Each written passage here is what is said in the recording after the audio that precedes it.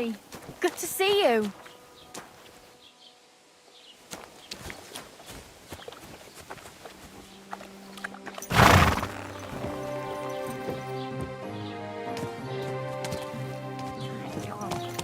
Very much.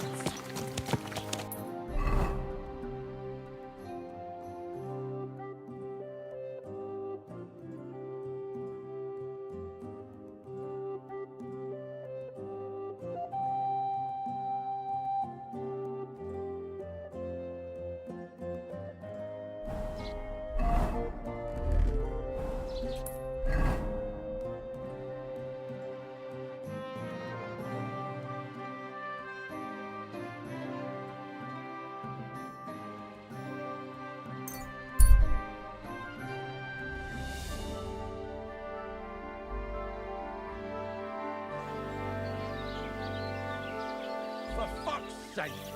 How many times do I have to tell you?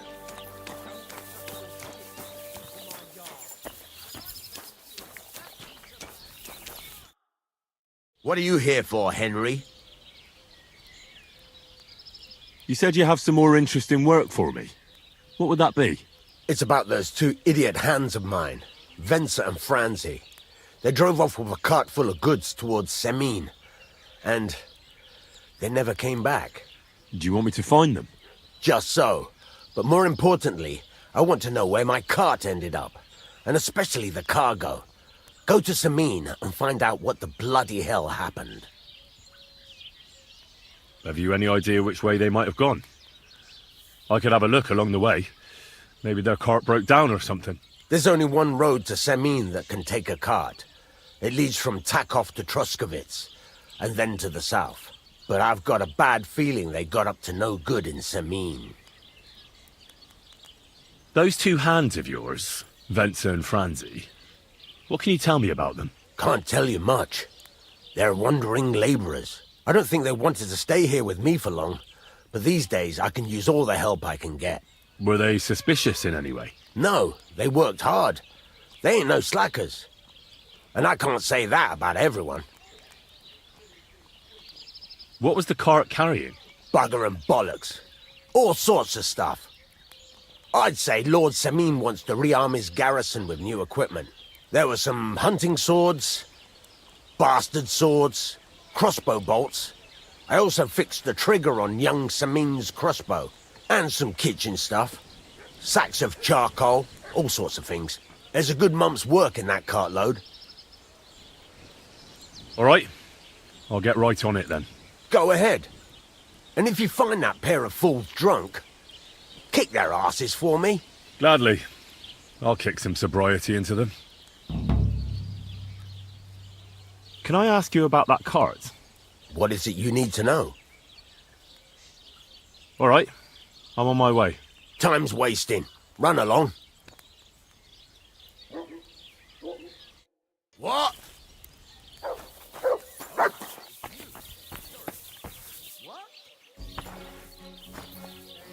I don't care.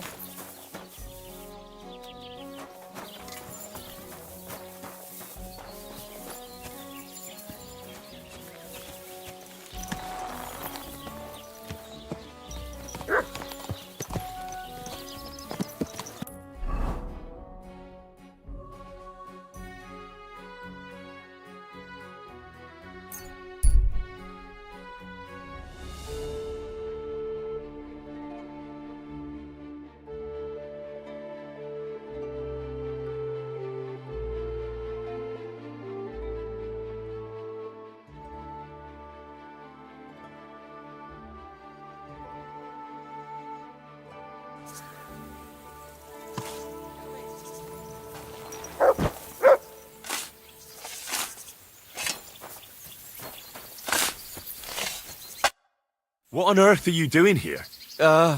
Nothing. What's with that hole there? What about it? Got some treasure there, eh? I wish. Then what are you up to here? Look, I mean no disrespect, but I ain't having the best of days. So, thanks for stopping by, but no need to tarry for my sake. Is there anything I can do to help? I think not. But thanks anyway. Come now. You surely won't turn down a helping hand. What is it you're up to? You're a stubborn one, aren't you? But all right then. Listen up. I'm Bolek. And I'm Henry. See, what I'm doing here is... Sakura. How to explain this? Well, it's just... The hand of God dragged me here to look for the Holy Grail. You're looking for the Holy Grail? Here, of all places? Aye. It should be around here somewhere. Somewhere in the area. Are you a complete lunatic? How the hell did you come up with such a crock of shit? Why here, of all places? Because I met this old monk the other day. He wasn't entirely right in the head. He kept muttering to himself and looked the worse for wear. Not a pleasant sight, but I felt sorry for him. So I shared some wine and a piece of bacon with him, and he gave me a parchment with writing on it. You can read? Of course I can't read. I don't have time for that kind of tomfoolery. But I know a scribe over in Kuttenberg, and he read it to me. And what it said near knocked me on my arse. Let me guess. Something about the Grail. Aye! That filthy scrap of parchment described exactly where the chalice of Christ was hidden. Seriously? Well, I mean, not actually exactly. It was more like a bunch of verses, but it's a great clue. Really? Do tell. You think I'd let you in on it?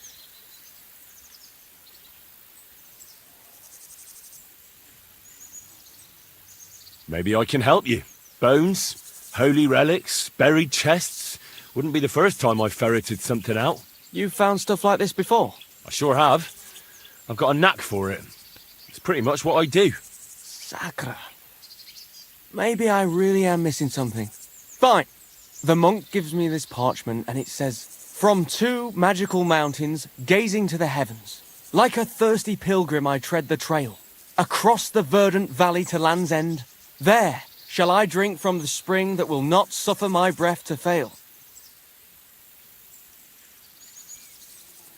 Let me see that parchment. Here. Can you make anything out of it? It looks like it's been torn out of a book. I hadn't thought of that. Part of the rhyme might be missing. Or maybe there's a map to go with it. Of course! A map! Why didn't I think of that? Are you all right? I might know who has the map. 1,000 thanks, Henry. You can keep that parchment. You've been a big help. Well, good luck then. Take care for now.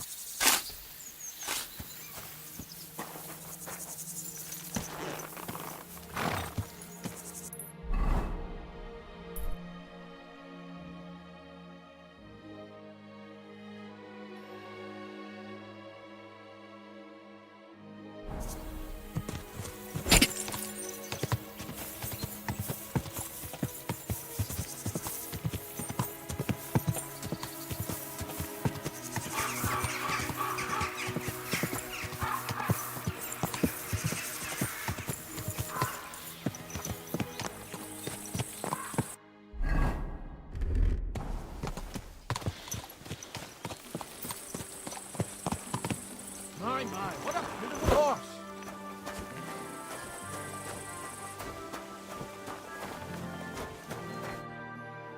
So I says to him, "No, father, I haven't been fornicating. I've just been loving my neighbour." Hey! You alright there, laddie? Oh, you should have seen him. He went as red as a cardinal's hat. Aye. Hey, servant, bring some wine. Me? I'm not a servant. Oh, I know. Old Samine is saving supplies for the wedding later. But you didn't need to bother your wee head about that. Look, I'm not from here. Oh. I didn't give a fuck what you're frae. You speak our language, do you not? Well, Yarko, seems to me this fella doesn't know how to behave toward his betters. The old man's hired hands are lacking in Manners. We'll soon fix that.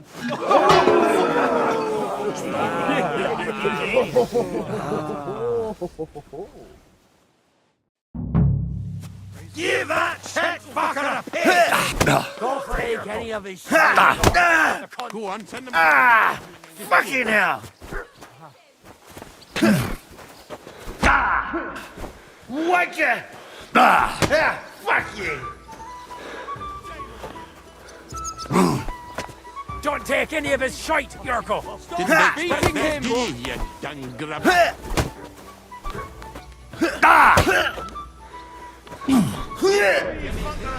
In the gob. Go on. Shame. Send him up in. Shame on you. Or. Give that check fucker a pasting! Come on!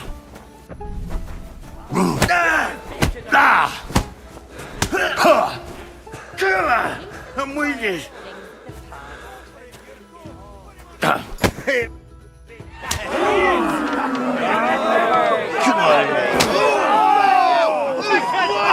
Oh, you wee blast in the devil's name is fucking going on here? What do you think's going on, Grandad? I'm teaching your people here how we do things. Grandad? Why, Grandad? An old captain like you probably still remember the flood. True enough, Yurko. I am old. And I remember all sorts of things. Like you.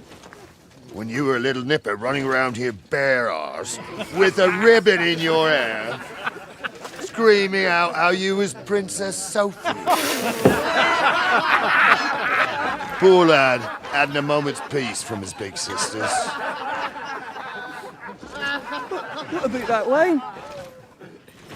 Who in God's name are you? Henry.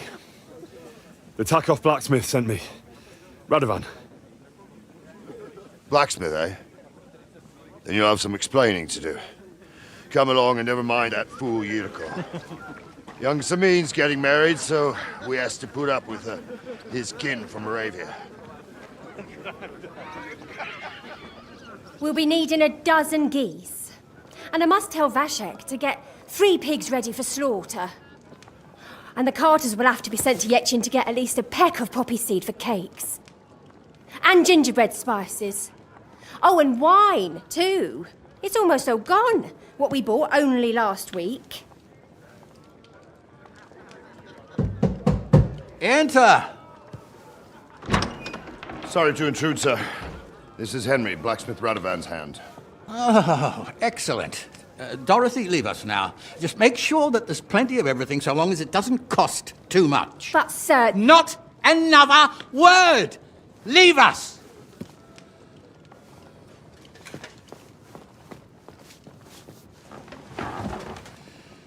So Radovan sent you alone. Who's going to unload it all? It's a whole cartload. Yeah, Radovan sent me, sir, but not with the goods. The thing is, he's missing his cart, along with the carter in his hands. What? But they never came here. Are you telling me they got lost? Well, I couldn't tell you what happened to them, sir, but it's my job to find them. There are all sorts of vermin roaming the countryside. Oh, no so... need to imagine the worst right off, gnarly. Anyway, I need the load from that cart, so saddle up your old nag and we'll ride out, Captain.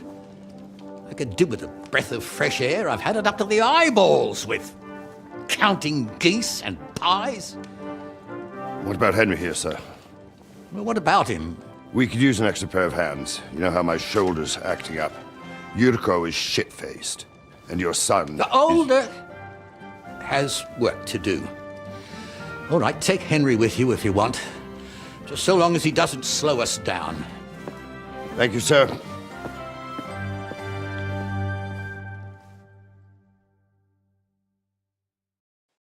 So, lad, you going with us? I hope you're happy about it. Yeah. I'll be glad to help you.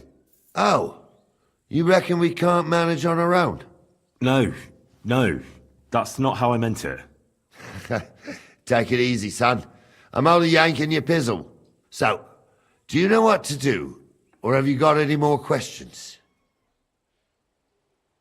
Actually, there is something I'd like to ask about.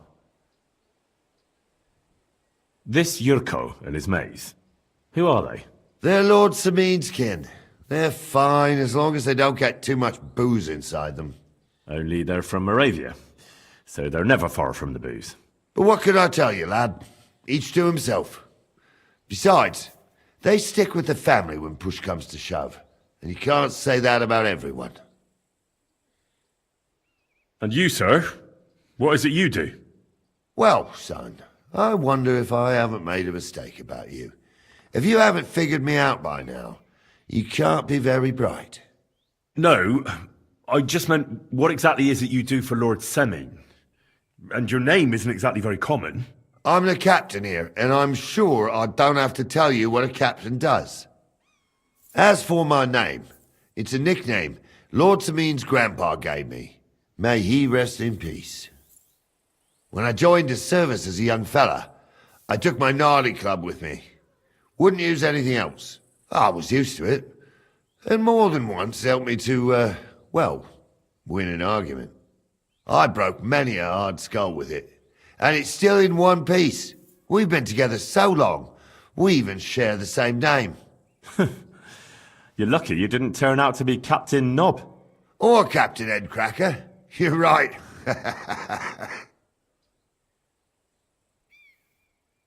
We should probably get going. My thoughts exactly. Off to the courtyard then.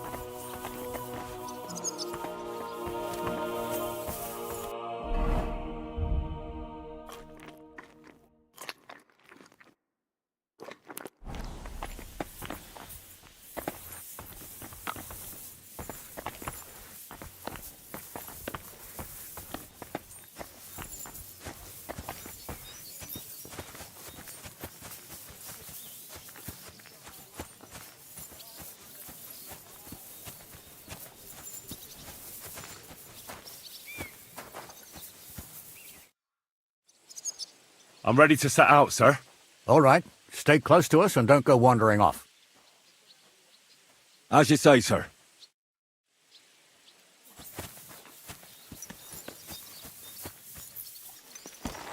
Where will we start searching, sir? If they drove out of Kharkov and headed towards us, they had to pass through Troskovitz. Right, sir. You keep up with us, son. Troskovitz ain't far, but it seems there's fellas vanishing on the way. Very good, Captain. What do you think about it, Captain? I know you told me not to jump to any conclusions, sir, but I can't help myself. Someone's running rampant around here, sir. I know who's running rampant. Yurko in the cellar. We're out of wine again. I knew this wedding wouldn't be cheap, but I'm bleeding like a stuck pig. And the bailiff, the bride's father, you'd get more blood out of a stone than coin out of him. And then he behaves like I shit golden eggs just because I'm a noble. Even though he's got more coin than me. Such are the times, sir. But that Yurko, he's going too far. You know how those Moravians are. It's in his blood. Aye, I noticed. But they're getting too much to handle. Him and his cronies. They started on young Henry, soon as he set foot on the courtyard. What? Is that true, Henry? It was nothing. Just a bit of a friendly brawl. They clearly had a skinful. I can understand it. Well, I've sure as hell got no understanding for it. I hope they didn't hurt you. Young Henry here gave Yurko a nice hammering. Oh, that's no surprise. The fella can hardly stand upright most of the time. You'd have to get up early to catch them sober. But they wasn't that drunk as to give Henry an easy fight. Look here, lad. If you're such a champion, I'm sure you'd accept the challenge of an old man like myself. It would be an honor, sir. Excellent. Not afraid, eh? That's what I like to see. There's an abandoned pen along the path a bit. We'll stop off there and see what you're made of. All right, sir. If you'll excuse me, I'll explain some things to the youngster here first. Wouldn't want no accidents happening.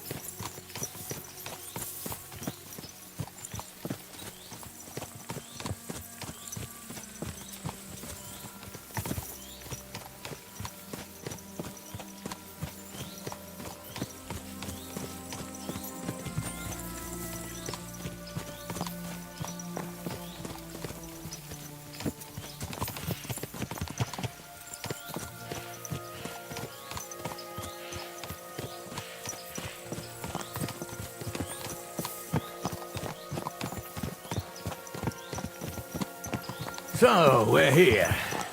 Gnarly, tell the youngster here what's what.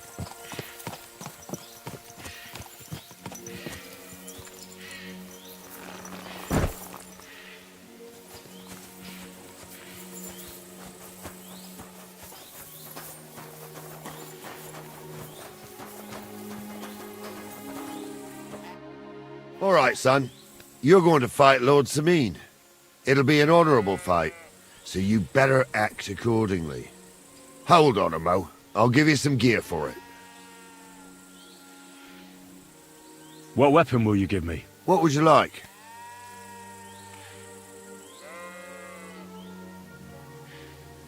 A mace. Well, that might not be too far off. You can have my cudgel. It might be just a stick, but it's my stick, so careful with it. Thank you, Captain.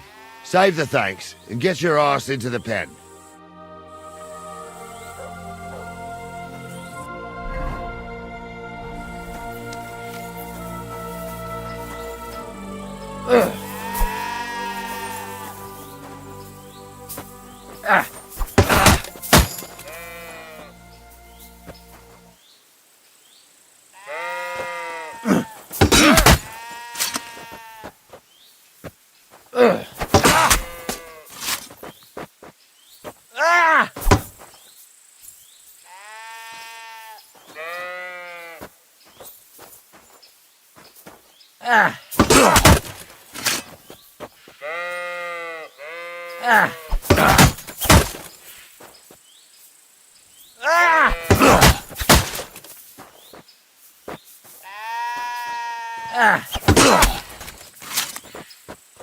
Mercy, leave me be! What do you say, son? You really gave me the runaround. I'm no spring chicken, but I'm as spry as ever. God's truth, sir. You didn't disgrace yourself, but I can see the young un has spirit. Anyways, you can keep that old junk, Henry. Even my cudgel. But take care of the old fella. He might be just a piece of wood, but he's saved my arse more than once. I will, Captain. And since you won, I've got something else for you as well. My shield. Isn't that a bit too much, Gnarly? Sir, my left shoulder's fucked anyway. I can't carry no shield. True enough. Thank you.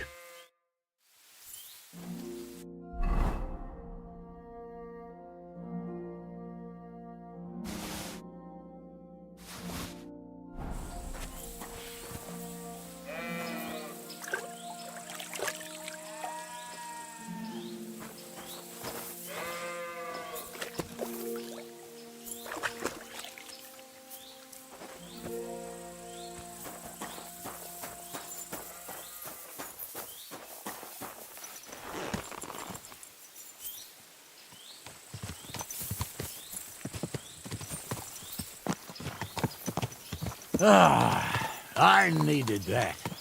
It's good to stretch the limbs every now and again. And you're pretty handy, youngster. You should come to the courtyard and Gnarly here will give you a good education in the art of the sword. I call it the art of not getting skewered as soon as you step foot outside the village. But do come, Henry. We've got a nice arena in Samin. It ain't no abandoned pig pen. You can't always choose your battleground, Gnarly. Whether it's a pig pen or an arena in Karlstein, it's the performance that counts. And while we're on the subject, where are you from, lad? It's clear you're not from Trotsky. I'm from Silver Scallops, sir. Aha! Now I understand why you're here. You're not the first one to flee here from the war. I don't flee from a fight, sir. I have work here, and a lot of scores to settle. You want to get revenge for what happened back home? That usually doesn't end well. You'd be better advised to find yourself a well-built girl, build a cottage, and visit the church and the tavern in turn. There's no helping the dead anyway. That's nice advice, sir. Only women will tie you down, lad. Better to go and see a bit of the world. You're doing the right thing.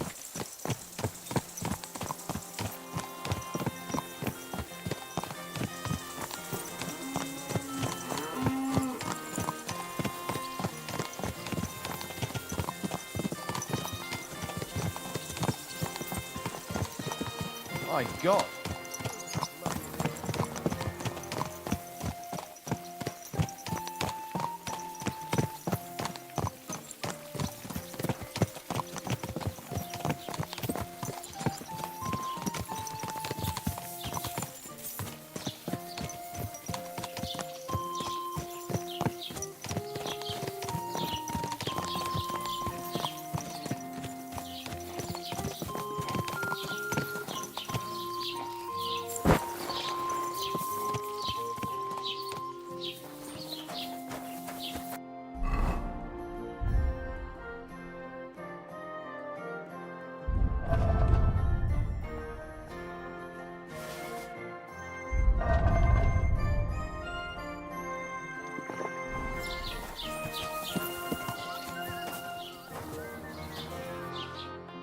So, we're in Troskowitz. What now, sir? Should I go to the bailiff and ask if he might have seen someone? Well, that makes sense. But the young fella here should do it. If the bailiff sees you, he'll guess I'm in the village and come and bother me. And I'm really not in the mood today for any bombardment of complaints. I understand, sir. All right, Henry. Run along to the rat house and inquire about that wagon. And Henry, not a word about me. Are we clear? As you wish, sir.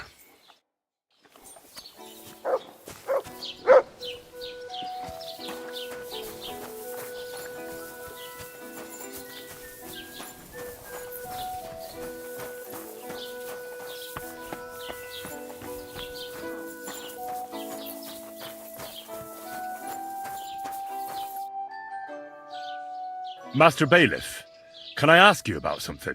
Ask away, by all means. Wait now, aren't you that lad who's helping Radovan in the forge? Yeah, that's me. I heard his hired hands went missing. Yeah, that's exactly why I'm here. Ah, I was thinking they were driving awful fast with that cart. You saw them? I did, a few days back. They raced through the village in the early evening so fast, they were dropping sacks of charcoal. Where were they headed? Towards the east, to Apollonia on the road to Yichin. And you're looking for them? I am indeed. I'm glad to hear it. I heard there were goods for Semin on that cart, and I can do without that kind of trouble now, on account of the wedding, you know? Do you know anything about Radovan's hired hands? Only what I've told you. But to tell you the truth, I wouldn't mind if they never turned up again. Why's that? Well, they might look like butter wouldn't melt in their mouths, and Radovan praises them, but I know people. That pair have mischief in their eyes. I can tell. It seems you have a lot of concerns with that wedding, Master Bailiff. Of course I do. I'm the father of the bride, after all. Although not everyone sees eye to eye with me. Lord Semin would be happier if I paid all the bills and left all the decisions up to him. Who's invited, what there'll be to eat and drink, entertainment, everything. It's not like I have a burning desire to deal with it, but if I'm going to pay for it... I understand. But isn't it just that the groom's family is more concerned about these things? That's not it. I'll tell you what it is. It's because Lord Semine is a noble and I'm just a commoner. Only I've got coin. While he's trying to keep the wolf from the door in that piddling estate of his. You're right, Master Bailiff. Don't worry, though. People will find out you spared no expense for your daughter's wedding. Let's hope. More like that old miser will go around saying the opposite and put me to shame. I don't think Lord Semine would do that. That'll be all. Thanks.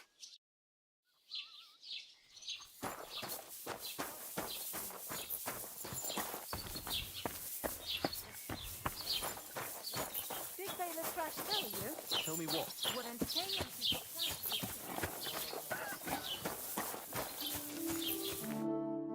Well then, young man, how did it go? They were spotted here, sir. Going to the east, towards Apollonia. So to Yitchin? The bastards! And what about my goods? Oh, they were driving so fast, it was falling off the cart. The thieving scum. Let's hurry. To Yitchin! Sir, I can send a message to the Itchin captain of the guard. Oh, it'll take too long. We'll go and get them ourselves. Won't you be missing preparations for the wedding at home, sir? I will. Praise the Lord. Listening to Dorothy's endless fussing, I'll take Yitchin any time. Besides, there's a nice inn along the way, the Three Cats. We can spend the night there. I remember that place, but I'm not sure, sir, if they'll let the two of us set foot inside the door. Oh, gnarly, that was 15 summers ago. God knows if the place is even still standing. True. Still, we'd better keep our eyes peeled. They might not have gone to Yitchin. They could have turned off somewhere. Or something could have happened. They might have been ambushed, maybe. Will you give over with that? I'll bet my brains they weren't ambushed. More likely we'll find them boozing at the Three Cats. That'd surely be the best outcome, if that old dive is still standing. Let's go, then.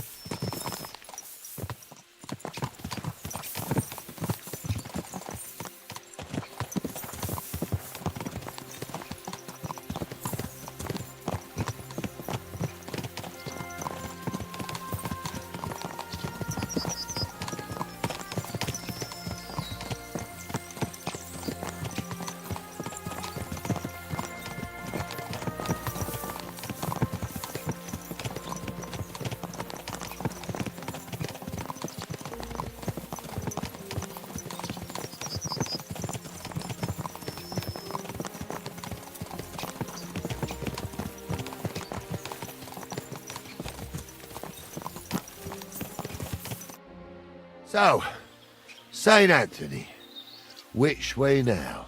While you're praying to the patron saint of lost things, go and have a look along the road, gnarly. And you, Henry, have a look to the left. All right, sir, but don't forget, my eyesight ain't what it used to be. Well, that's what we have the youngster for, isn't it? Off you go.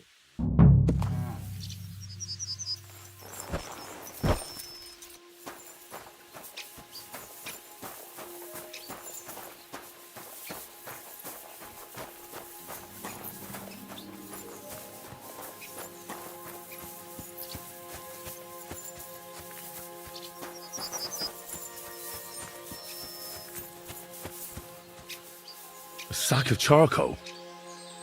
That could have fallen off the cart.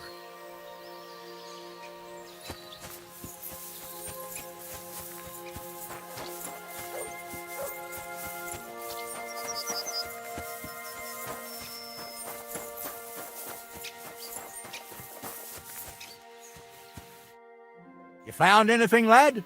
There's a sack of charcoal lying in the ditch to the left of the road. The bailiff said they were driving like the devil, so maybe it fell from the cart. Oh, that makes sense. To the left it is, then. Gnarly! Back here!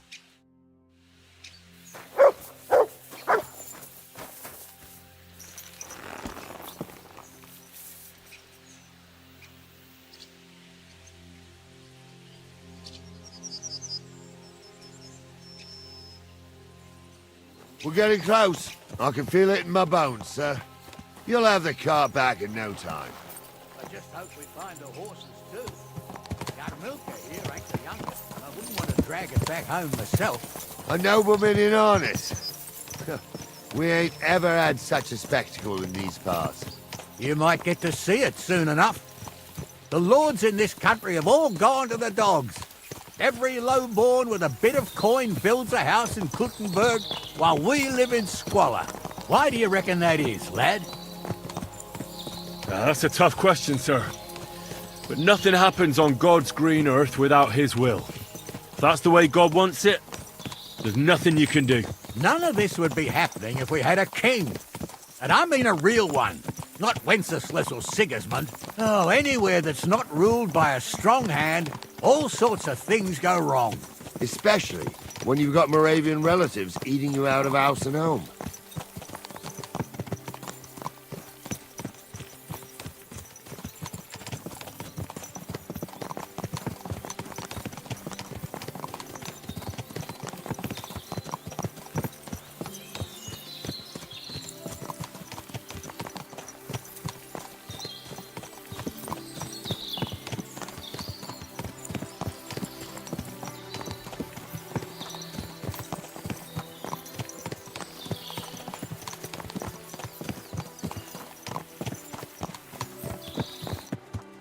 Oh, hold up. This is strange. I don't see any cart tracks. What do you reckon, Gnarly? I'm blind as a mole, sir. But it's all peculiar, right enough. Where the hell could that cart have vanished to? Well, that's just it. They had nowhere to turn off. I'll look up the road a bit. And you, Henry, have a look back along the road. Maybe it fell in a ditch somewhere. Who knows? Very well, sir.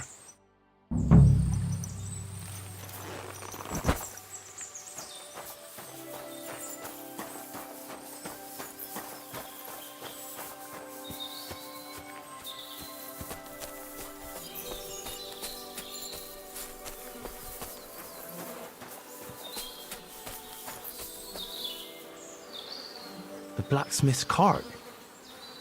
And someone went to a hell of a lot of trouble to hide it from the road. Hey! I found the blacksmith's cart! Come here!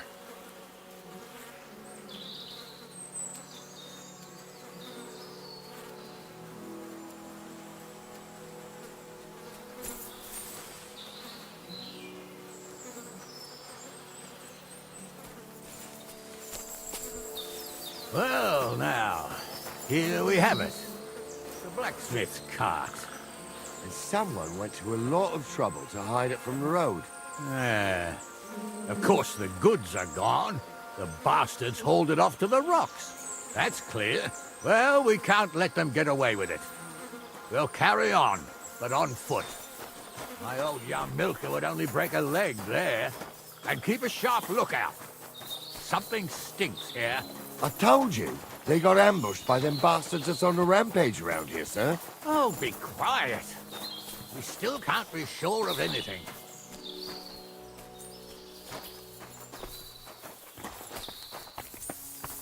Ah! I spent a lot of time running around here as a young lad. Oh, not me. This place always gave me the shivers. God's truth, I ain't got only good memories of it. One time, got my legs stuck in a crevice a bit further on. Trapped there all night I was, shitting myself with fear. It wasn't till morning that the folk from the fortress found me. The whole of Sameen was out looking for me. See, at least you came here as a kid. It still gives me the creeps here. Why's that, sir? It's just some rocks, ain't it? You'd sing a different tune if you'd had the rope maker's wife as a nanny when you were little. Now, she had some tales about this place. Headless horsemen, goblins and white ladies. Every night, we'd gather by the hearth. The old woman would sit at her spinning wheel telling stories. I'll tell you, Captain, There isn't much I'm afraid of, but when that blind old crone was croaking her tales of devils and holes to hell, with the fire crackling and the wind whistling outside the windows and the whirring of the spinning wheel... Oh. Shh! It's true. Listen. Yeah, I hear it. There's somebody there, sure enough. Let's get closer.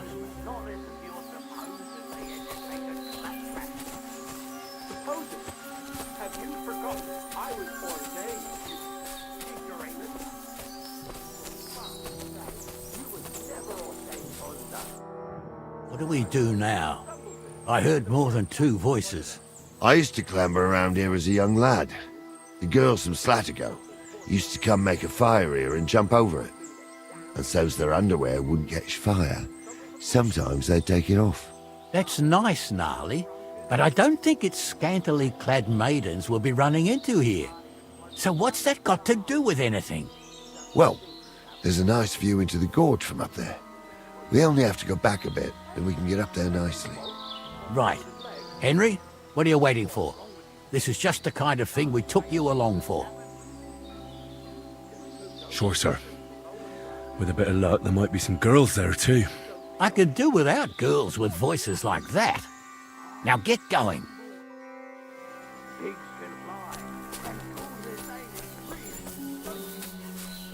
For a wench, he's got a miserable pair of tits on him.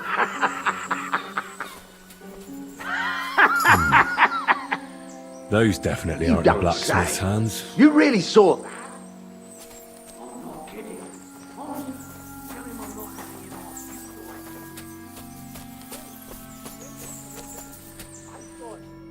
So how's it look, Sonny? How many? I saw 3. And they don't look like Radovan's hands. And what about my goods? I didn't see them. It looked more like a patrol. I reckon there might be more of them hereabouts. Seems we can't avoid a fight. I hope you're ready, Henry. Sure am, sir. I wouldn't worry about Henry, sir. He showed us mettle and training. So, how are we gonna do it? Do you just want to charge them, sir? What else do you suggest? We ought to pounce on them while we have the moment of surprise. The words of a real man. So get ready, and we'll go for them. Nice and quick before the bastards realize what's going on. It ain't that.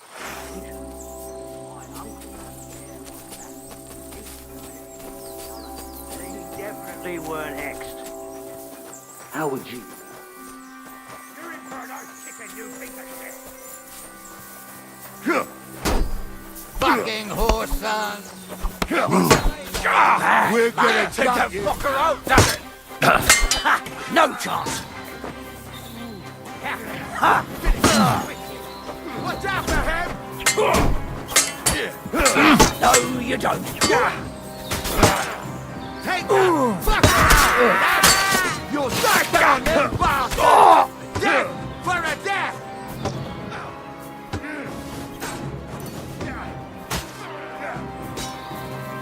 Get him from the left! Ah, you got him!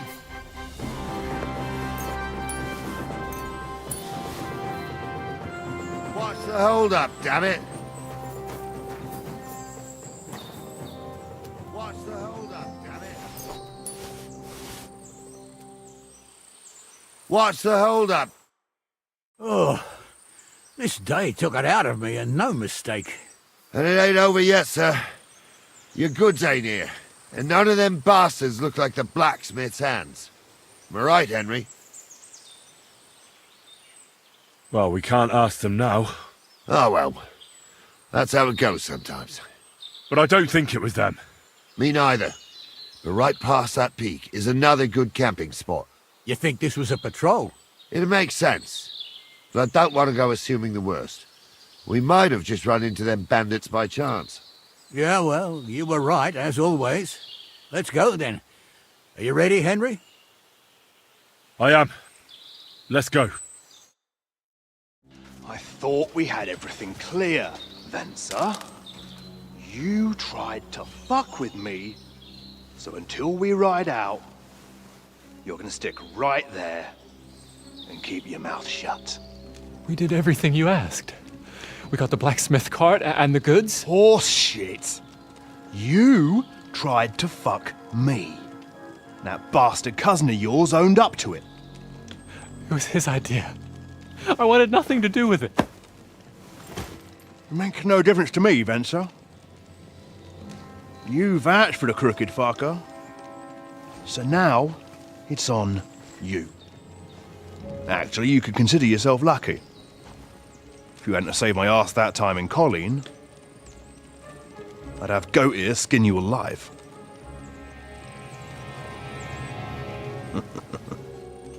Bastards. You can't trust anyone in these parts. Get ready, Gnarly. We are going to parley.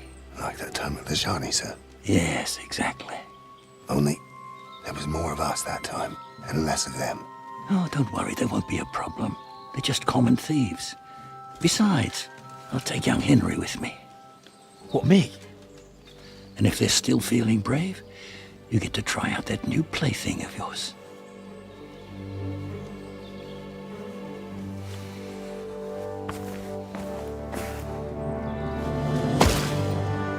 Ahem, gentlemen, I'm obliged to you for looking after my goods, but I'll take them back now. Just hand them over and I'll let you go. Oh, you must be from Samin, sir.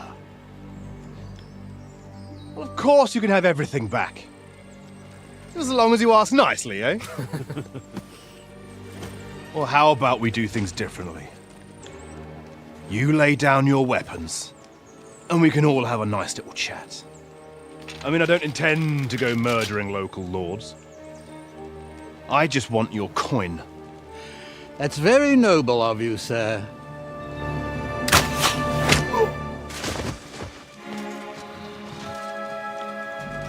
What are you gaping at? At them!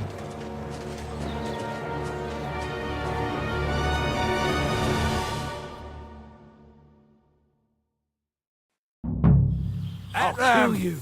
Hammer them, men! I need a hand. He's done for. Got him home.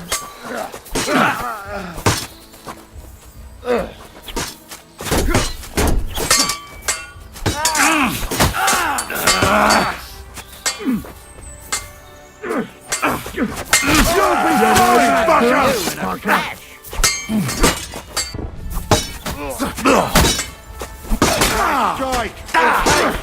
I'll Down, beat you you to a bloody fucker. pulp, fucker!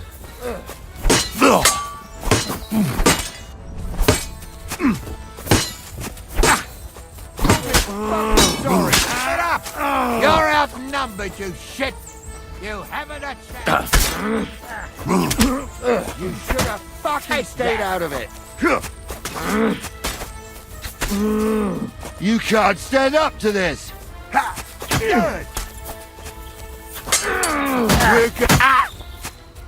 Amen to you. They got what they deserved, the fuckers. Henry! Hey, Henry! Are you listening? Come here! I'm a nobleman. What now? One of them bastards fled into the rocks. Chase him down and bring him back. Did you see which way he went? No, I had other things on my hands. Besides, you're the one who's supposed to keep watch. I'll go and track him then. Great. Hurry.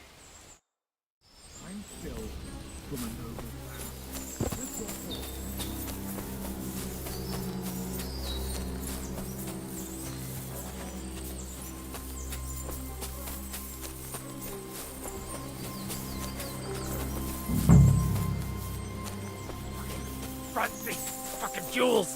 Fucking... I've got you now, Venser. You've nowhere to run to. Yield. Well, why the fuck would I? It's just you against me. Besides, if I do yield, it's the rope for me anyway. Who knows what they'll do to you? You might just get a whipping. For robbing Semine, that old miser. He'll have me strung up from the nearest tree. I'd be better off jumping off the cliff. Hey, I saw you cozying up with Gules. Seems to me he trusts you pretty much. What? He wanted to skin me alive. But he didn't. What's that got to do with anything, anyway? Well, I'd say you have a way with the nobles. People trust you. You just say it was the rashness of youth. Pour ashes on your head, and they'll be lenient. You'll tell Lord Semine it was a youthful folly, eat crow, and that'll be that. Convince his lordship? I'm not sure. Well, either you give it a try, or we fight it out, or you jump. Although, Ma always said I could talk my way out of anything. For sure. I'm better at it than fighting with strangers or diving headfirst off a cliff. All right. But only if you'll put in a good word for me. You'll tell them that I gave him up right away, and I don't know, the face of the Virgin Mary appeared in the clouds? You got it. But I'll try and think up something better than the Virgin Mary. All right. Let's go. I've got a prisoner for you, sir. Excellent. It all worked out quite well in the end. Gnarly will take care of this scum. What about Gules? He caught a few good hits, but he's alive. We'll take him with us. I need to have a strong word with him. You did a good job, youngster. You've got heart. And so you don't say I had you clambering over these rocks for nothing. Here's something for you. Thank you, sir. Don't thank me, you deserved it. And now, let's get that accursed cart back to Semine. Want to ride? We'll go via Troskovitz. We can drop you off there, and you won't have far to Tarkov. You ought to report back to Radovan as soon as possible about what happened with his hands. Could you wait a while? I'd better just check that I haven't lost anything while running around here. All right, but make it quick. I was happy to get out of Semine for a while, but now I'm looking forward to being back at my own fireside.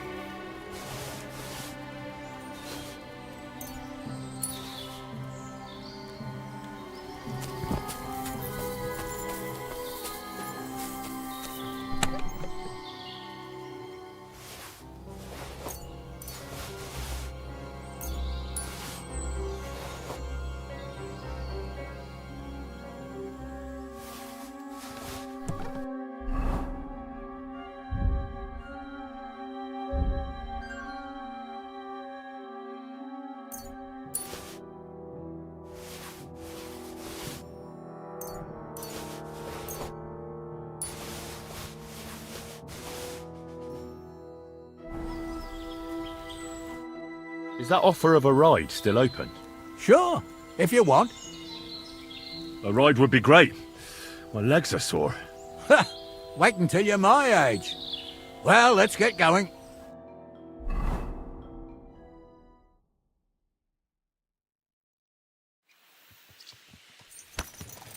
I didn't do nothing wrong, I swear. It's all Vence's fault. It was him who said we'll sell the cart to Gil. It weren't like that at all. We shook on it. But on the way, you had the idea we'd keep it. What? That ain't true. Leave it out.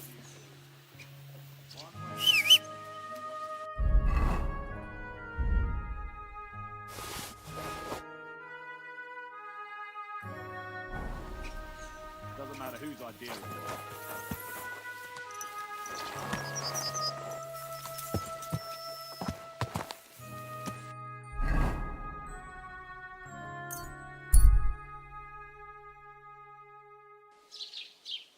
hear about what happened at the big wheel?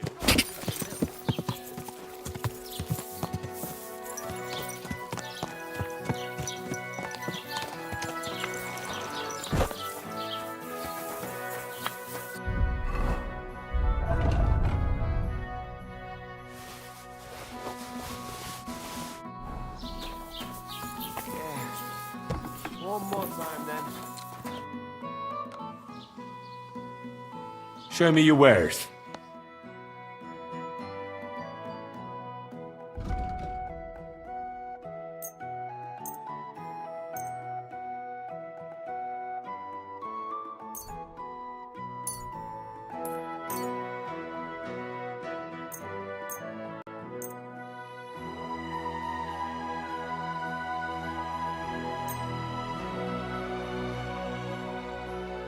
I'd like to do something. Was soll? Ja, das ist gut. Finally a good price. Du wirst sicher...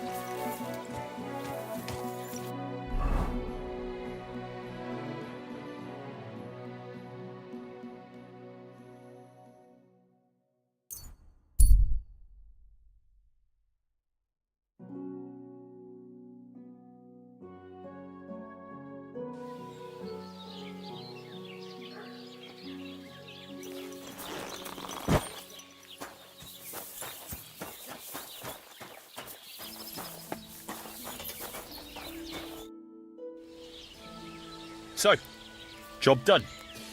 The cart was found and driven to Lord Semin's courtyard. Whew. That's a relief. And what happened to that pair of idiots? It turned out they tried to rob you. Oh. They did they? Aye. They plotted with some robber baron called Gules and brought the cart to him. The bastards. I should have realised they were a bit too keen on work. And how did you get the cart back? Well, I went to Semin, and they were wondering there too where the wagon got to.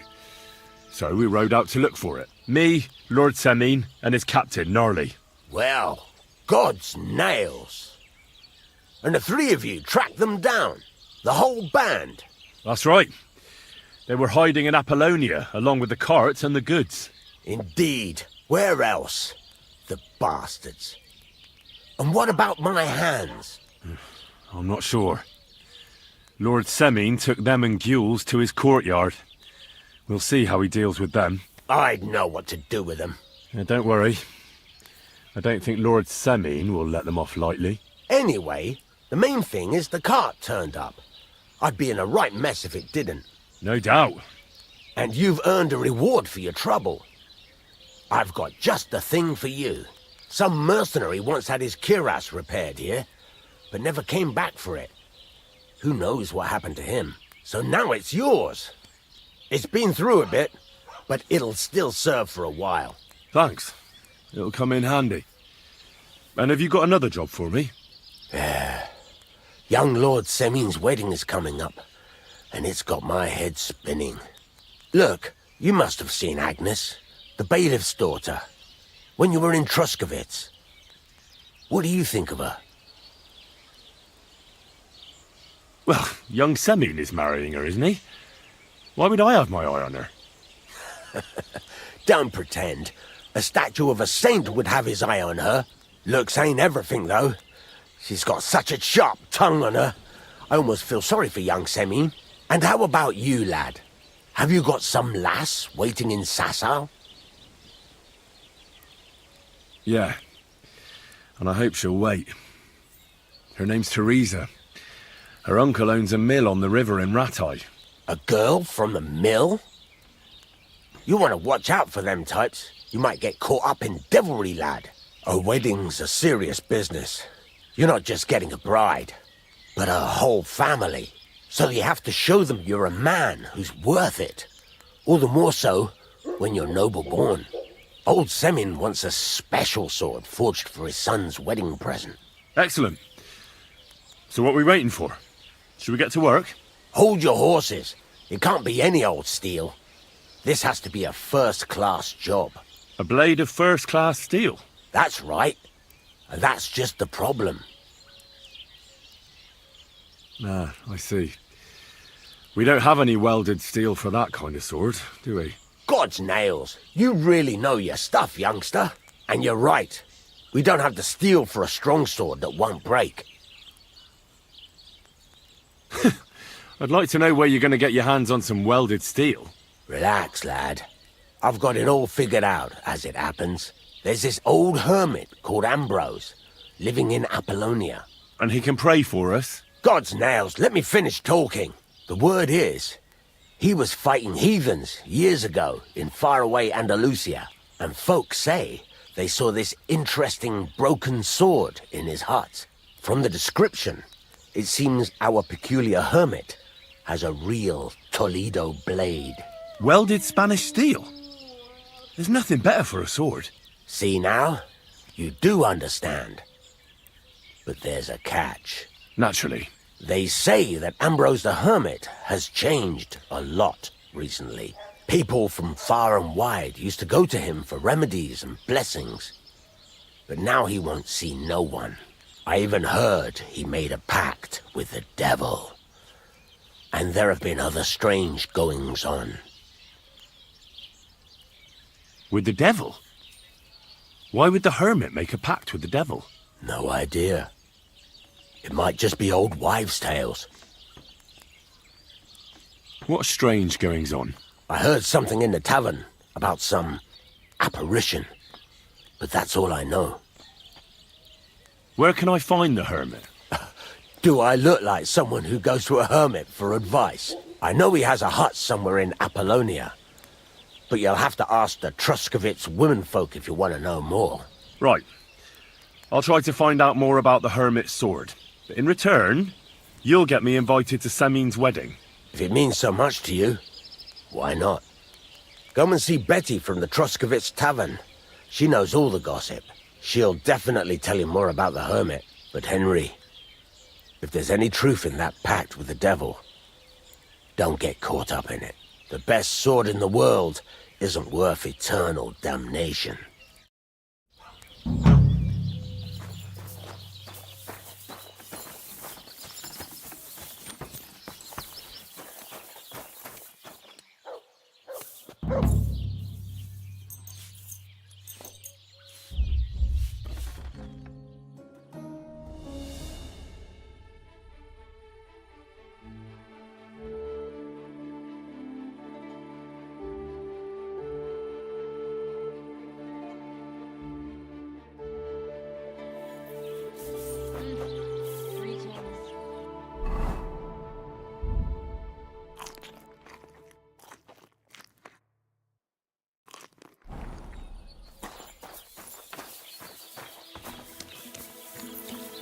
Look what I have for you.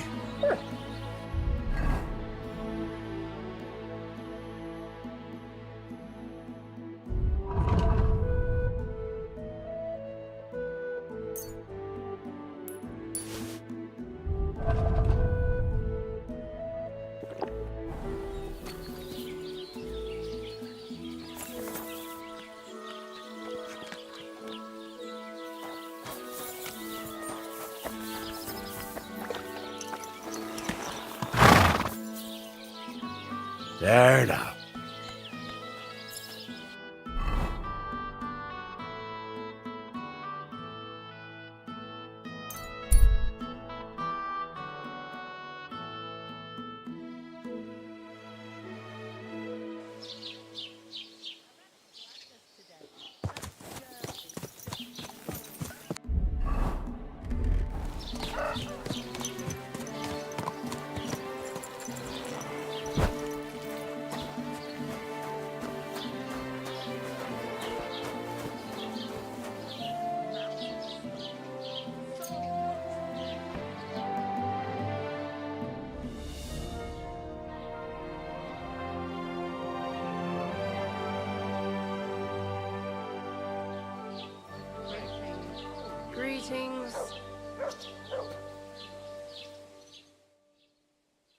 Ave Maria. Kind master, eh, doggy? The Lord be with you. What do you need? I need some advice. You want some advice? Here's some for free. I catch you fighting here again, and I'll spank your bare ass like a brat. I said I'm sorry. But the cumans are still stinking up the place. Down to business. I don't have all day for you, so what do you want? I promised Radovan the blacksmith I'd go and see Ambrose the hermit in Apollonia. My God, lad, stay away from them rocks. Ambrose the hermit sold his soul to the devil and won't talk to nobody no more. Yeah, I heard that as well. But it seems a bit far-fetched. So why would an evil spirit suddenly start appearing near Apollonia? It's the devil's work, believe you me. And has anyone sent to the castle for the priest? Not at all. Bailiff Thrush is keeping it quiet so far. 4 strangers came here yesterday. They sat in the corner there, but once they heard about the apparition, they started to take a big interest. What strangers? They looked like monks, only they had daggers concealed under their robes. I saw them clearly. I'm telling you, there's something fishy going on around Ambrose. But I have to speak to him. Didn't you hear what I said? He doesn't speak to nobody. He hides away in his hut and sends everyone away. I'd think long and hard before doing anything if I was you, because this reeks of hell.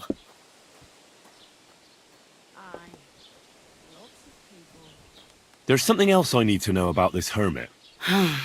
Ask then if you must. What do you know about this apparition? Stanislav, the herds boy. He comes running into the village that night, all terrified, saying he'd seen a rider from hell in Apollonia.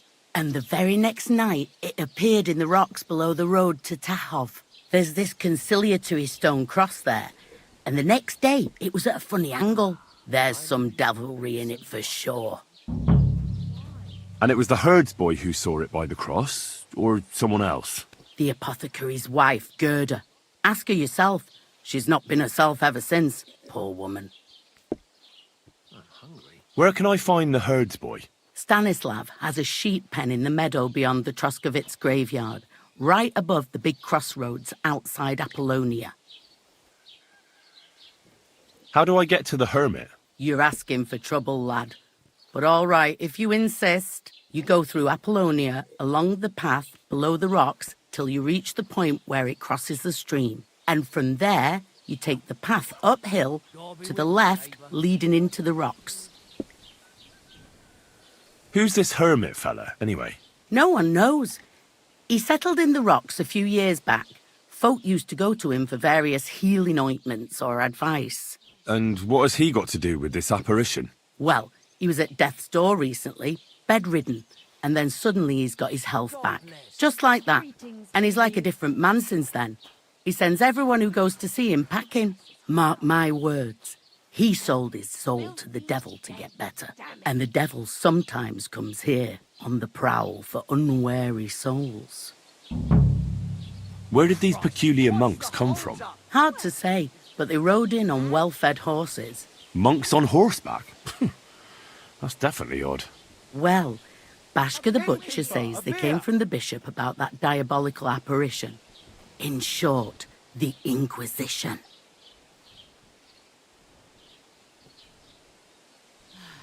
The humans won't be coming back here. Don't worry. Good. Peace at last. Until you get into trouble again, that is.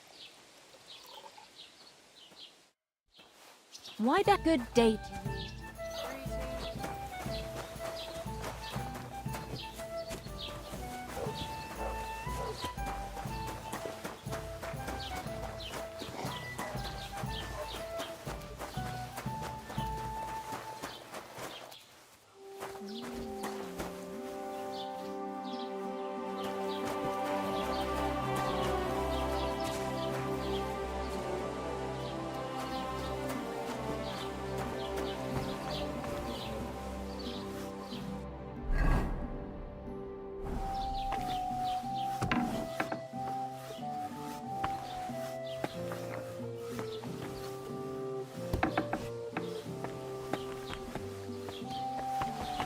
I apologize.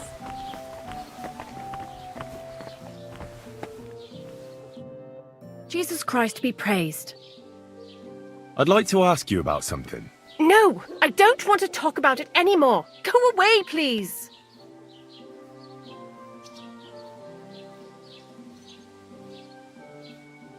Easy now, Gerda. There's nothing to be afraid of. We'll get to the bottom of this mystery together. Really? You're not going to laugh at me like all the others? I believe you really did see something. But I want to know what it really was.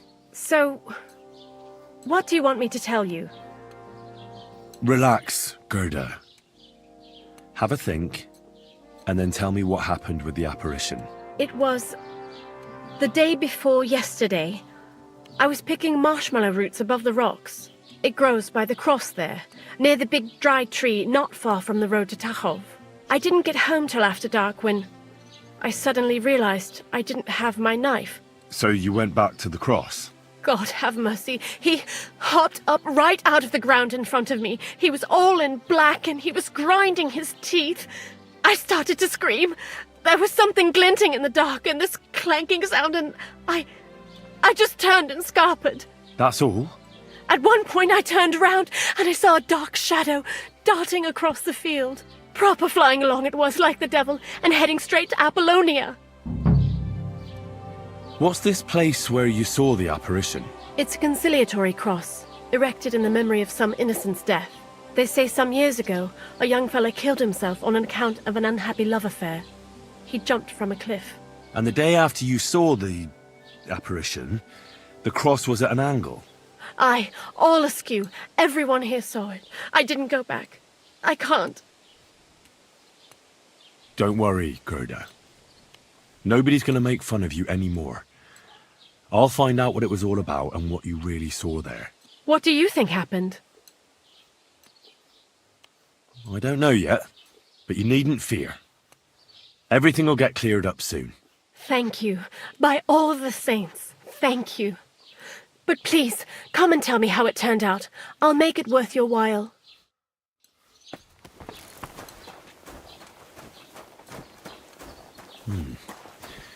Gerda really did see something. That cross hides a secret.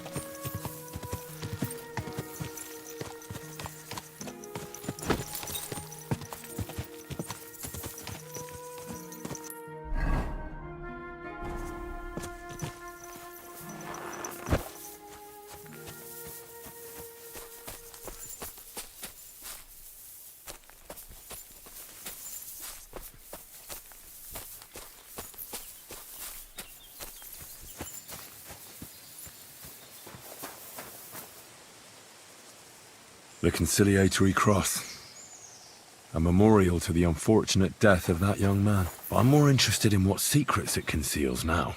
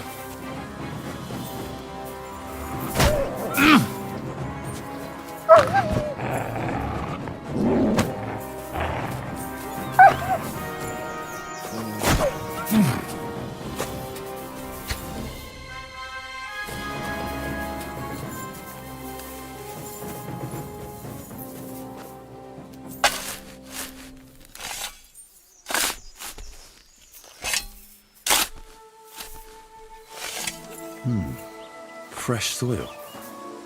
Someone was digging here recently. It doesn't look like an apparition, Gerda. He didn't take either the coin or the books. So it wasn't a thief. It mu-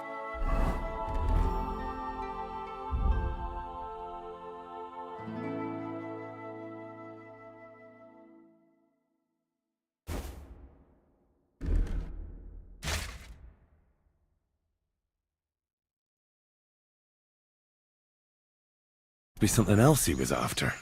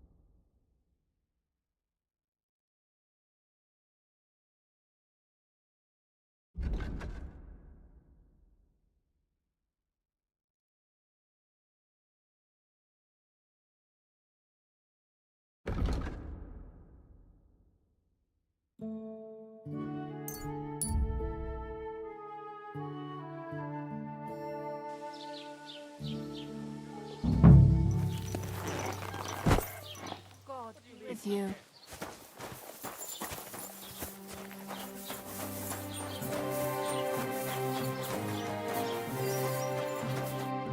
Greetings. Do you know anything about the sighting of the devil? By all the saints, such blasphemy. Farewell, my friend.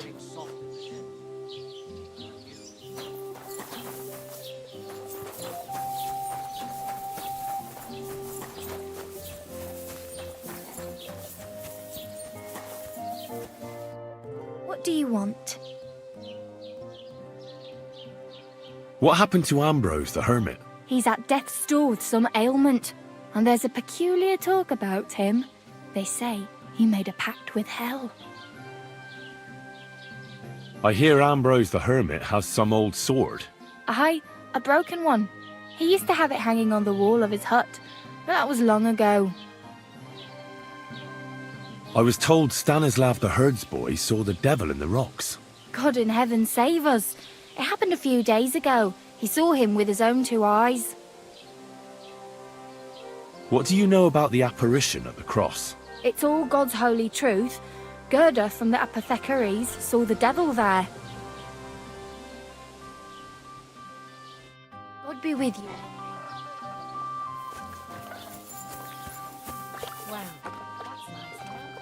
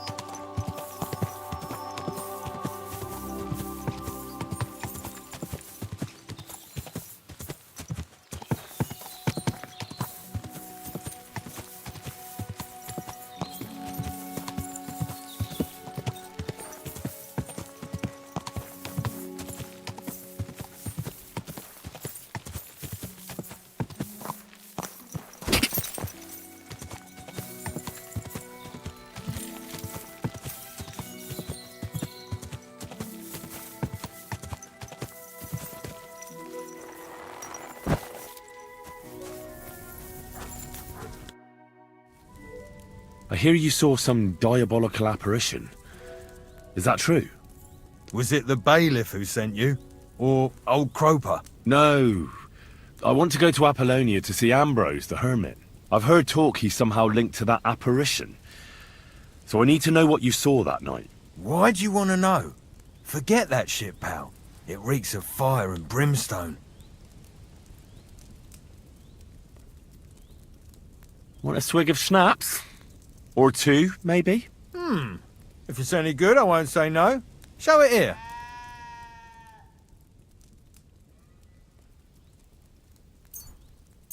Here.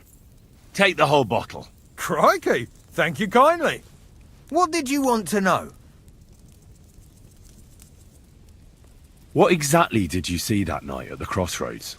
A diabolical apparition. A black rider on a black horse flew into Apollonia. His eyes glowed, and his horse was black as charcoal. He turned this way and that a couple of times at the crossroads, and then darted off into the rocks. To the hermit's place, I'm sure. He turned this way and that? That's strange. Would the devil not know the way? I'm telling the truth. Gerda from the apothecary saw him too.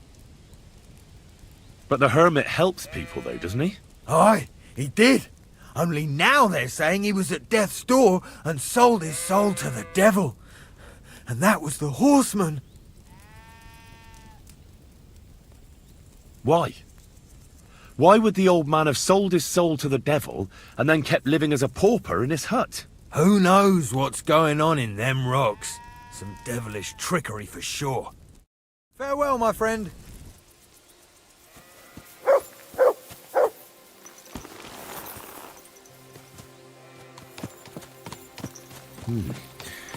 That herds boy really did see something. And the trail leads into the rocks.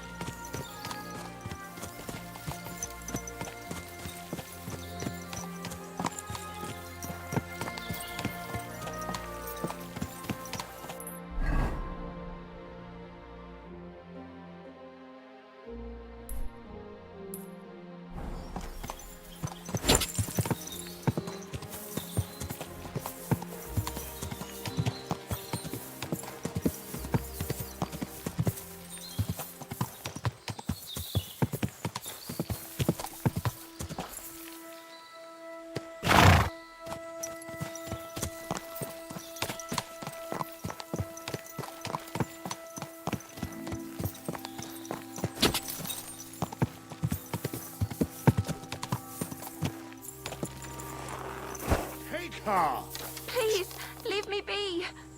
I'll give you everything I have. Shut up, bitch! Please, I beg you. Fuck! Help! I'm being attacked.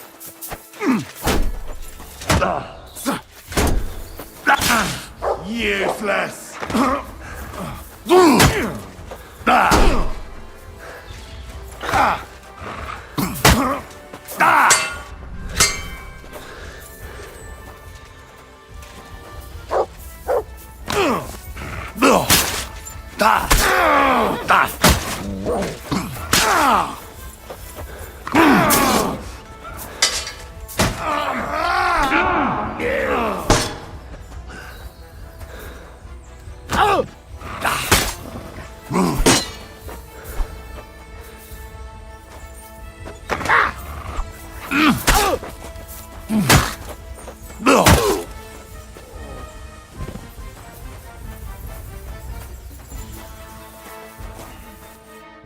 Thank you, lad. Who knows what they would have done to me? You're lucky I was just passing by. The luckiest thing that's ever happened to me. Take this. I would have lost a lot if it wasn't for you. And thank you again.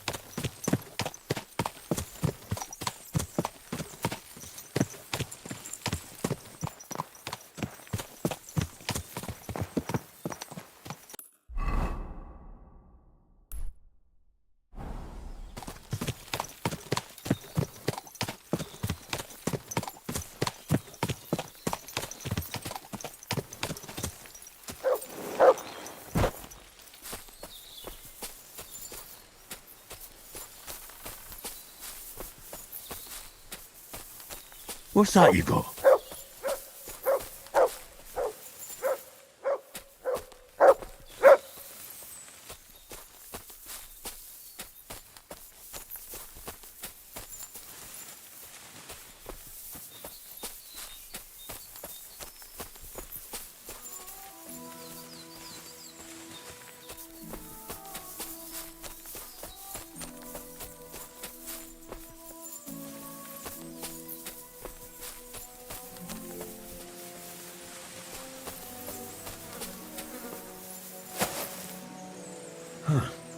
A horse? What's it doing here in the woods? I should take a closer look. A beautiful horse. Black as charcoal. The herdsboy wasn't lying. And you don't smell of brimstone. You're just an ordinary horse. Someone really did come to see the hermit. But it wasn't the devil.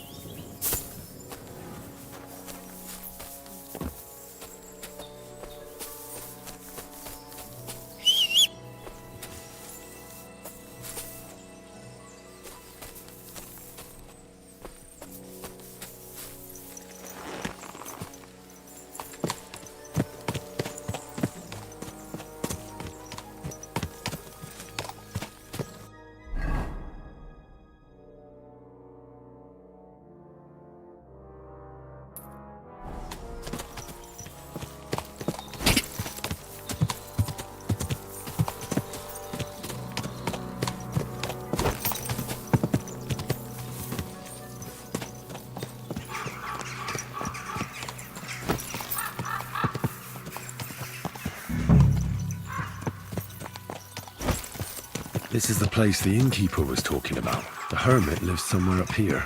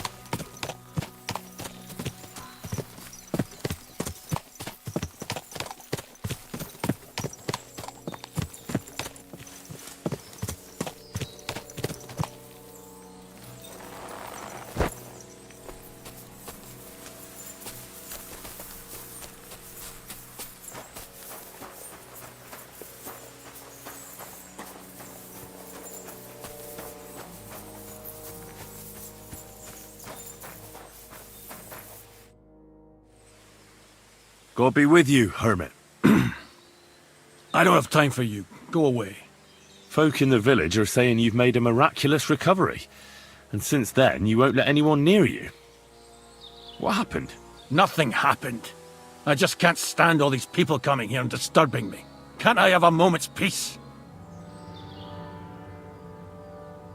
Judging by what I've heard about you, you're a bit fishy, hermit. What do you mean? Well, there's a lot of talk about you in the village. They say you've made a pact with the devil, and are summoning demons from hell. Old wives' tales. What do I care about such nonsense? Well, but supposing it isn't nonsense? Of course it is. The apparition was seen by the conciliatory cross at night. old wives' tales. I went to take a look, and it really is askew. But it wasn't magic that Hellspawn was wielding. It was a shovel. There was a hiding place beneath the cross. And the man digging there at night didn't have time to put the cross back in the right position. By all the saints! So someone was digging there. What has that to do with me? There was a brand new cloak of the Knights of the Cross in the hiding place. It's clear that the man doing the digging hid it there, maybe to cover up who he really is, and what he's planning. I still don't know what you want from me. What have I got to do with some cloak? The man who took things from the hiding place can't have been some chance thief, because he left a purse full of coin there. So keep the groschen, lad, and stop pestering me. It's nothing to do with me. I found some pretty interesting documents of the Order. I don't know what you're talking about. I reckon you do, Ambrose. According to one of the documents, you were appointed Seneschal of the Knights of the Cross with the Red Star. Or are you going to tell me it was some other Ambrose? I'm not going to tell you anything. I don't know anything about any documents. A few nights ago, a herdsboy saw a black horseman ride into Apollonia. He thought it was an apparition, but I think a demon would have known the road to Apollonia and wouldn't have spun round and round at the crossroads like a top. Why are you telling me this? Because I found a black horse stabled in a pen here, in the woods below the rocks. A well-fed, healthy horse, black as charcoal. The man who rode on it wasn't an apparition, or the devil. Why are you telling me all this? For God's sake! Stop this nonsense right now. That's enough. I think there are enough fishy things going on around you for me to tell the bailiff, but you're in luck. All I'm after is that broken sword. So, come clean. You're wide of the mark. But in the end, maybe you could help me. What do you want help with, Ambrose? I'm not Ambrose. He died some time ago. I am Conrad, Knight of the Cross with the Red Star. What are you doing in the hermit's hut, then? In Prague, I got into a serious dispute. Ambrose was the only person who could help me. That's why I came to see him. I'm guessing that the diabolical horseman scaring people round these parts was you. That was not my intention, believe me. Ambrose is dead, you say? How did it happen? He was an old man. Unfortunately, he was already at death's door when I found him. And you had nothing to do with his death? Of course not. Ambrose was my friend. I'd known him for 20 years. He was a good member of the Order, and an outstanding teacher. Ambrose was a member of your order? More than a member. He was the Seneschal, second in rank only to the Grand Master. He served the Order for many years before getting into a dispute with the Prague chapter and the Inquisition. Then he had to disappear. I was the only one to know where to look for him. But I came too late. All he managed to tell me was his last wish. You scared the life out of Gerda from Troskovitz that night. What were you doing there? Ambrose had a hiding place beneath the cross where he kept things from his past. I found some documents there from the Knights of the Cross. But Ambrose clearly wasn't interested in them. So what did he send you to get? He sensed that death was coming for him. He wanted me to help settle his affairs. And he also longed to hold his old sword in his hands one last time. I went to his hiding place that very night. But by the time I got back, Ambrose was dead. I put the blade on his grave, in place of a cross. So the sword is on Ambrose's grave? Will you tell me where I can find it? You want to disturb his rest? I just want the sword, that's all. It's no use to him now. All right. I'll tell you where his grave is, if you fulfill Ambrose's last wish instead of me. I can't do it. All right. What am I supposed to do? Listen carefully, then. There's an old widow called Margaret living in the village. Take this cross to her, and say to her exactly these words. Margaret, Ambrose forgives you, but his brother must get what is rightfully his. Margaret, Ambrose forgives you, but his brother must get what is rightfully his. That's right.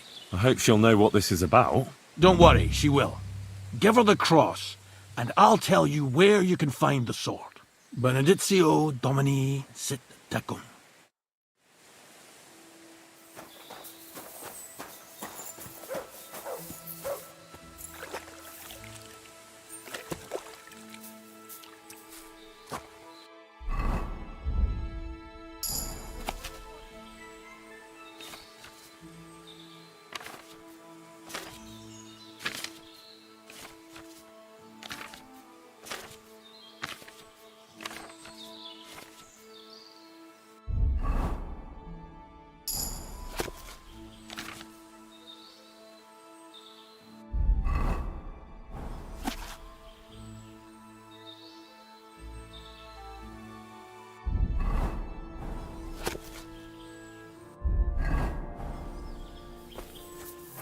You silly doggy.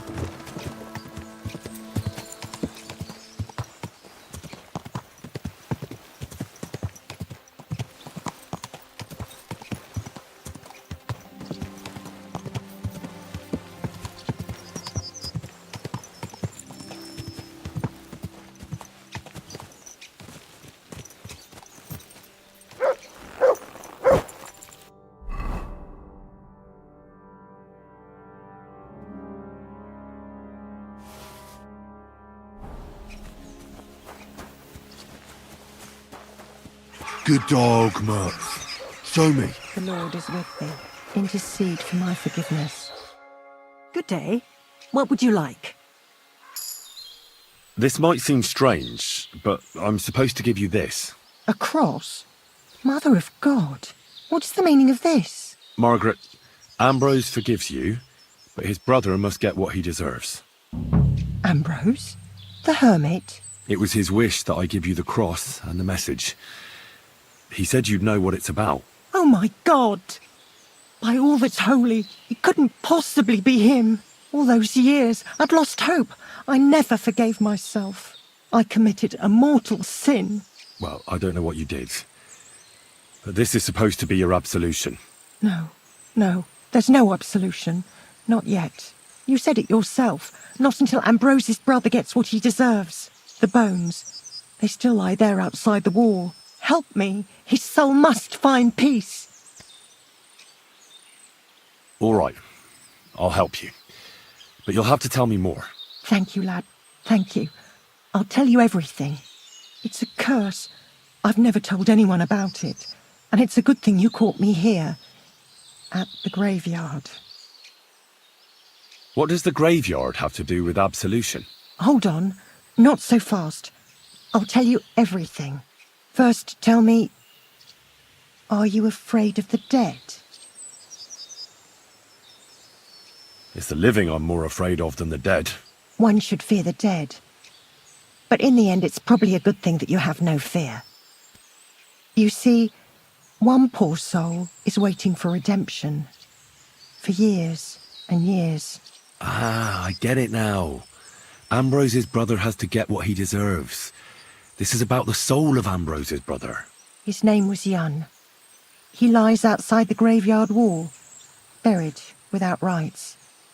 He's been there for 30 years. Why doesn't he have a proper grave? Because suicides can't enter the kingdom of heaven. They have to be buried outside the walls, like the unclean. The worst thing about it is that Jan didn't kill himself. He didn't deserve such a dishonourable burial, and it's my fault. I said nothing. What happened to him? The memories are painful. We were childhood friends, and Jan loved me. Only I chose his friend Vashek over him.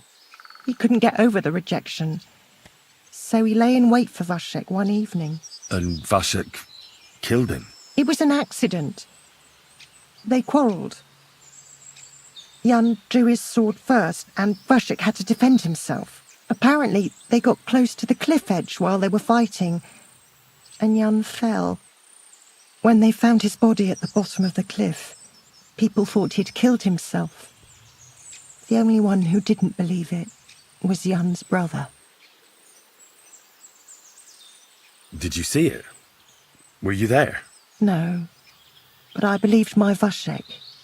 He would never have lied to me. It pained him till the day he died, and he lived in fear of Jan's brother creeping up behind him one day and taking his revenge. In the end, that fear ate him up from inside. Why didn't Ambrose avenge his brother Jan's death? He must have realised that you two were involved in it. He went away to Prague and joined an order of knights.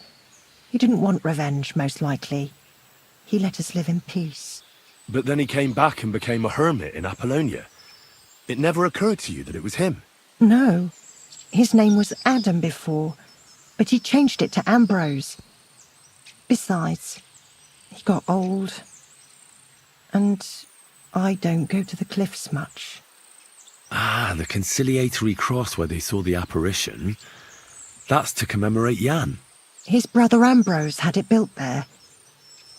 And those diabolical apparitions. It's my fault for saying nothing.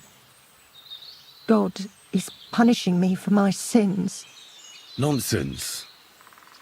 God wouldn't use a diabolical apparition to scare you, would he? And what's more, Ambrose forgave you, didn't he? Only on the condition that Jan's bones will be laid to rest in consecrated ground. Help me lay him to rest in a proper grave, please. But without telling the priest and gravedigger. Isn't that sacrilege? That's the only way we can put right a terrible mistake. Jan didn't kill himself. All right. We'll give him a proper burial. Jan's soul has the right to eternal rest. Thank you. The Lord will pay you back 100-fold. There's a rose bush outside the graveyard wall. You'll find his bones beneath it. Please bury him beside my Vashek. Here, beneath the pine tree. In that way they'll be reconciled, at least in death. Then place Ambrose's cross on his grave to bless their reconciliation. It was good to see you, my friend.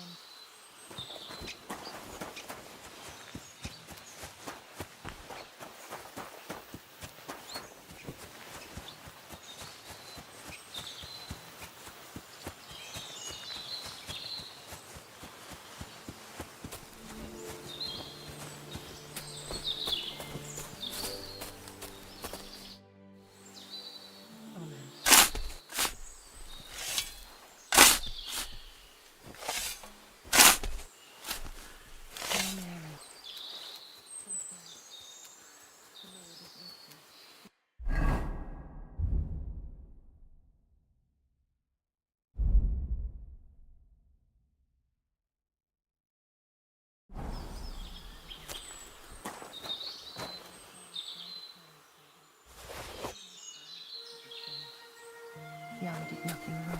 Our Father.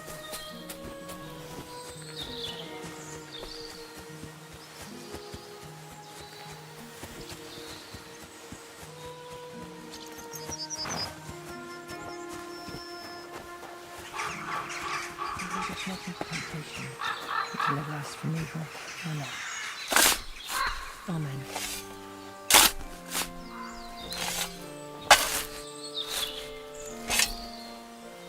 The angel of the Lord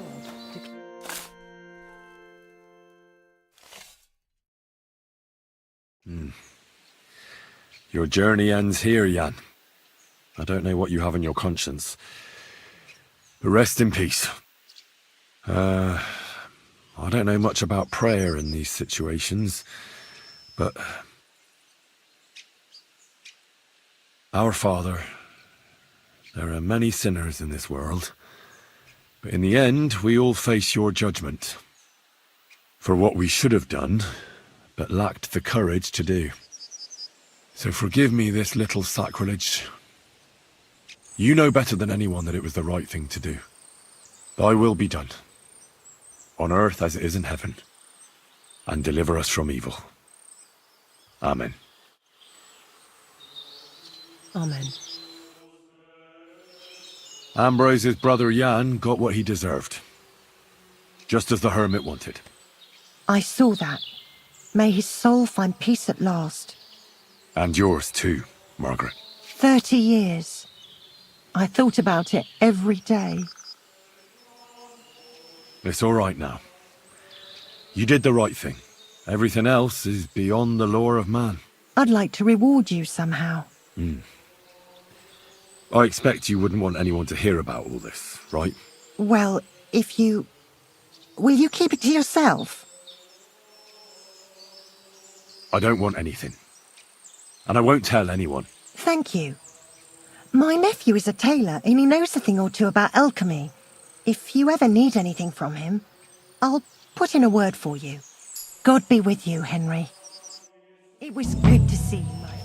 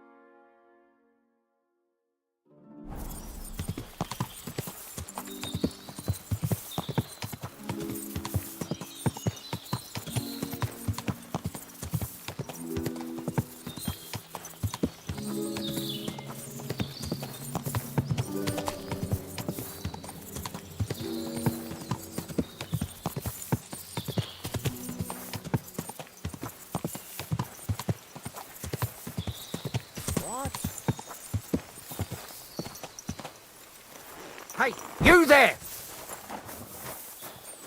Now you're gonna die!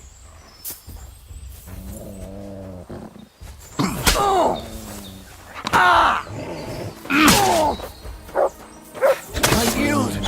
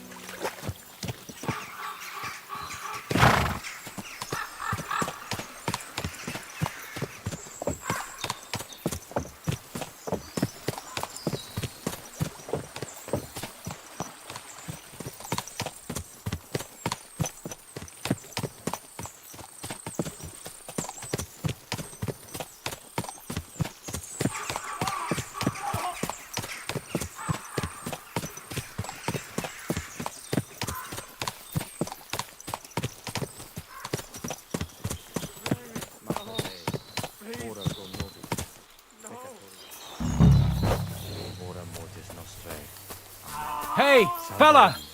Listen! We need help! Who are you? And who do you serve? We are Knights of the Cross with the Red Star. Good brothers in Christ. What happened? If you're going to see the hermit, be warned. The man in the hut is just pretending to be the hermit.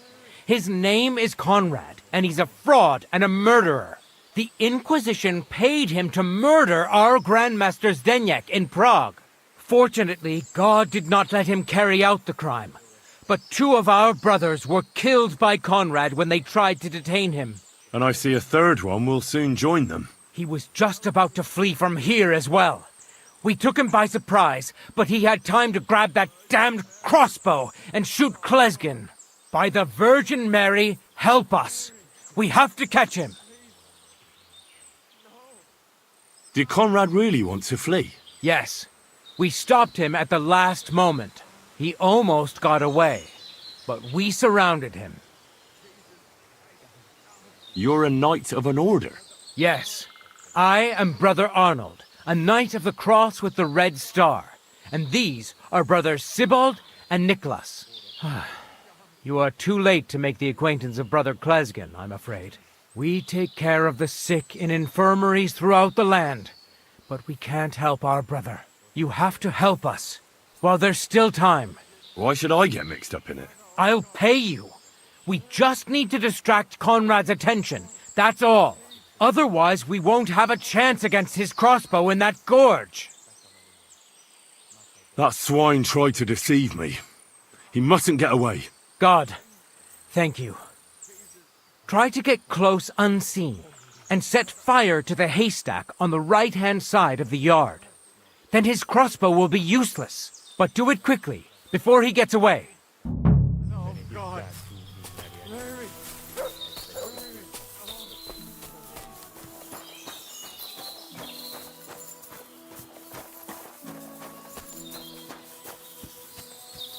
Hey! Calm down! I surrender! No yielding, you piece of shit! Fuck, another one! Let's see what you... Take that! Bad luck!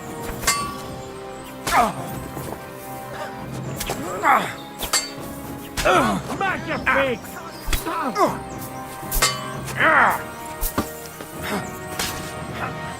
Come on then! Stick you like the pig you are! Now you're finished!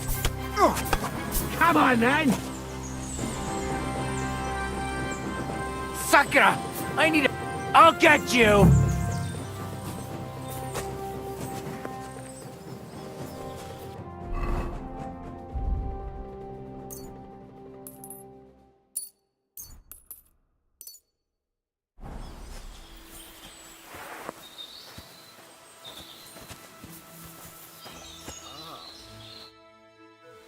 What about our deal? Ave Maria, gratia plena. You owe me something, knight. You're right. Conrad was one of the best swordsmen of the Order. We wouldn't have stood a chance without you. Here's your silver.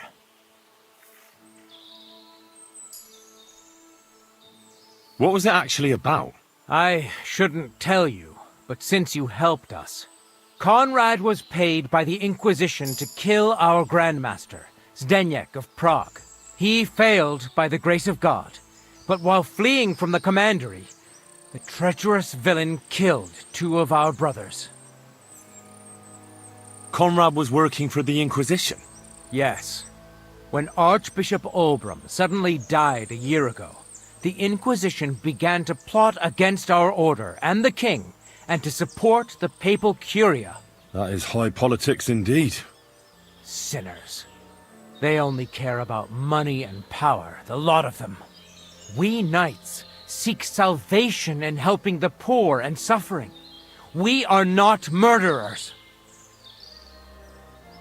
What did Conrad want here?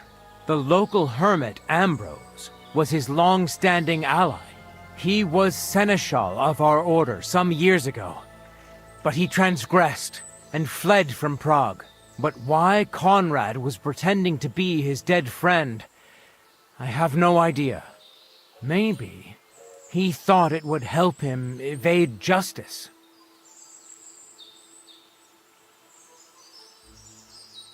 I have some documents of the Order that might be of interest to you, if we can agree on a price. My God! The Order's Chronicle! We thought it was lost for good. Where did you find that? In a hiding place. But that's not important. It's a good thing you told me about it. What do you want for it? We'll return the books to the Order. Our accounts are settled. Everything that happened here, I'll keep to myself. Farewell, Arnold. Gloria Patri et Filio et Spiritui Sancto. Amen.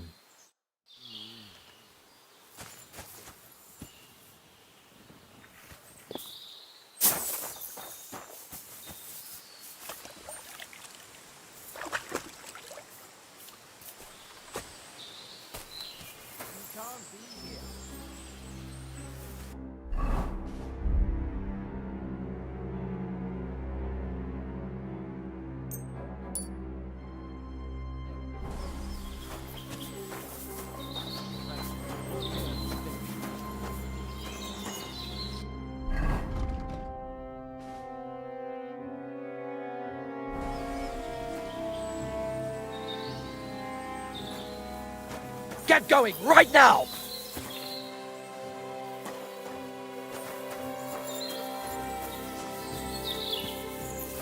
Off you go! Sakura! I need a bandage, quick! There, that's better.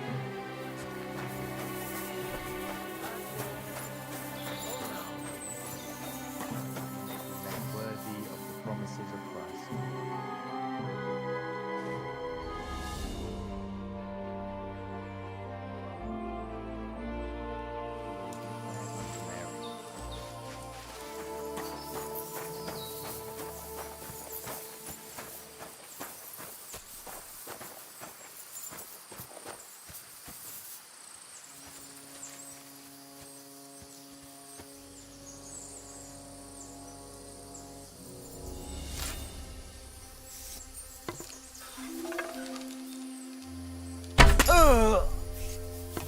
You killed him, you bastard!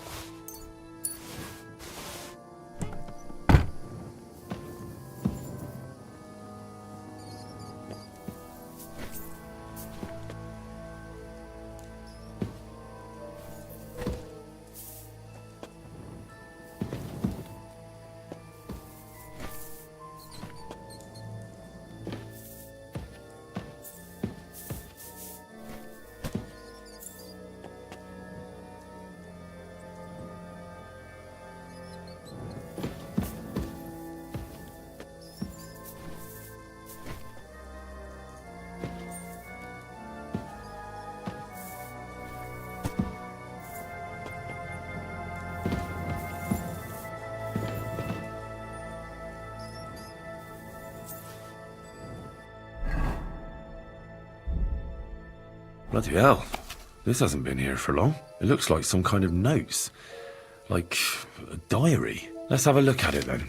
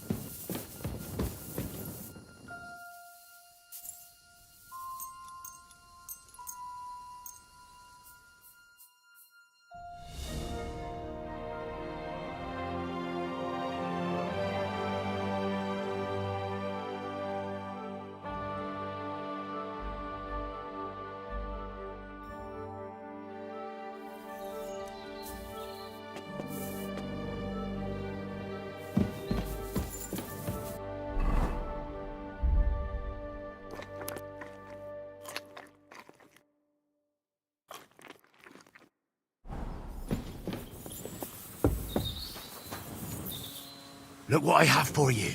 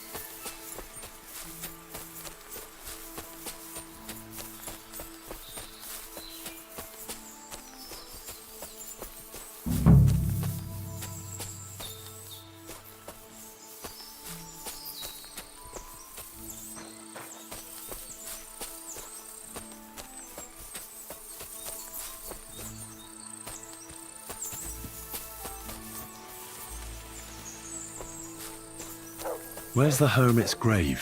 It ought to be somewhere around here.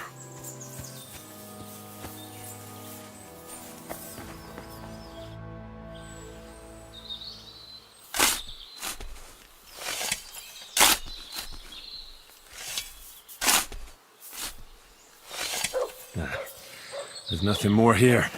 Sorry, Ambrose. Rest in peace. Now that's what I call steel. It may be broken, but there's hardly a trace of rust.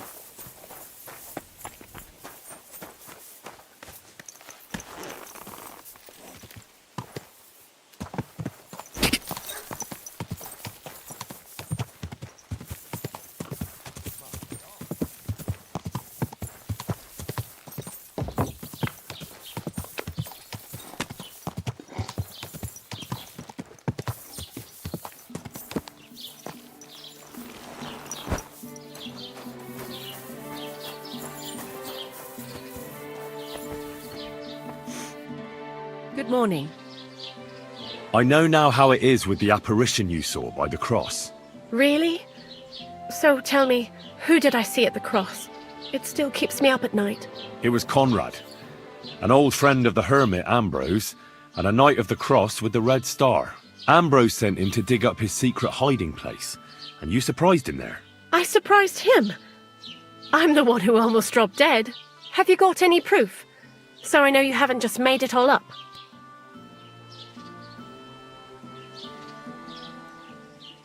I read Knight Conrad's diary. He recorded everything there. I can't read, but I believe you when you say it was no diabolical apparition. There's no devil here, and never was. This was nothing more than a dispute between their order and the Bishop's Inquisition. Thank God that's all there is to it. And may the old hermit's soul rest in peace. And thank you, too. If you need anything from the apothecary, I'll put in a word with my husband. He's very good. And take this book. It might come in useful for you. Or you can sell it. God be with you.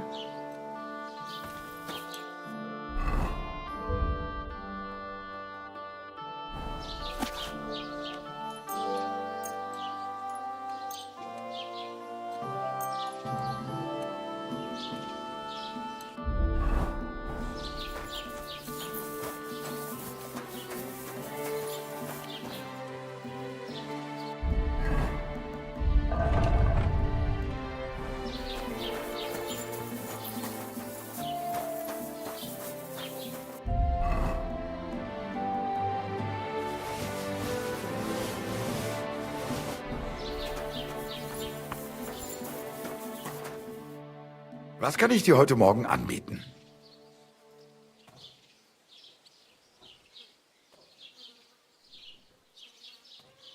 Show me your wares.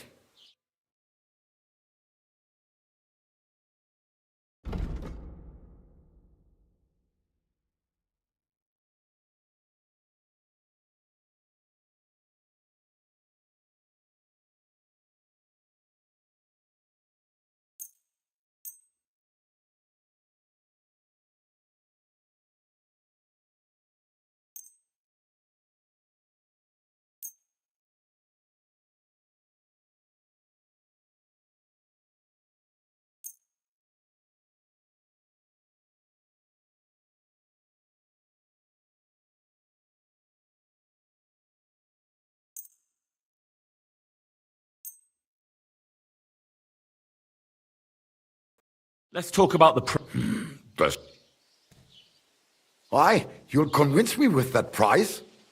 Du wirst sicher zufrieden sein. Bis bald.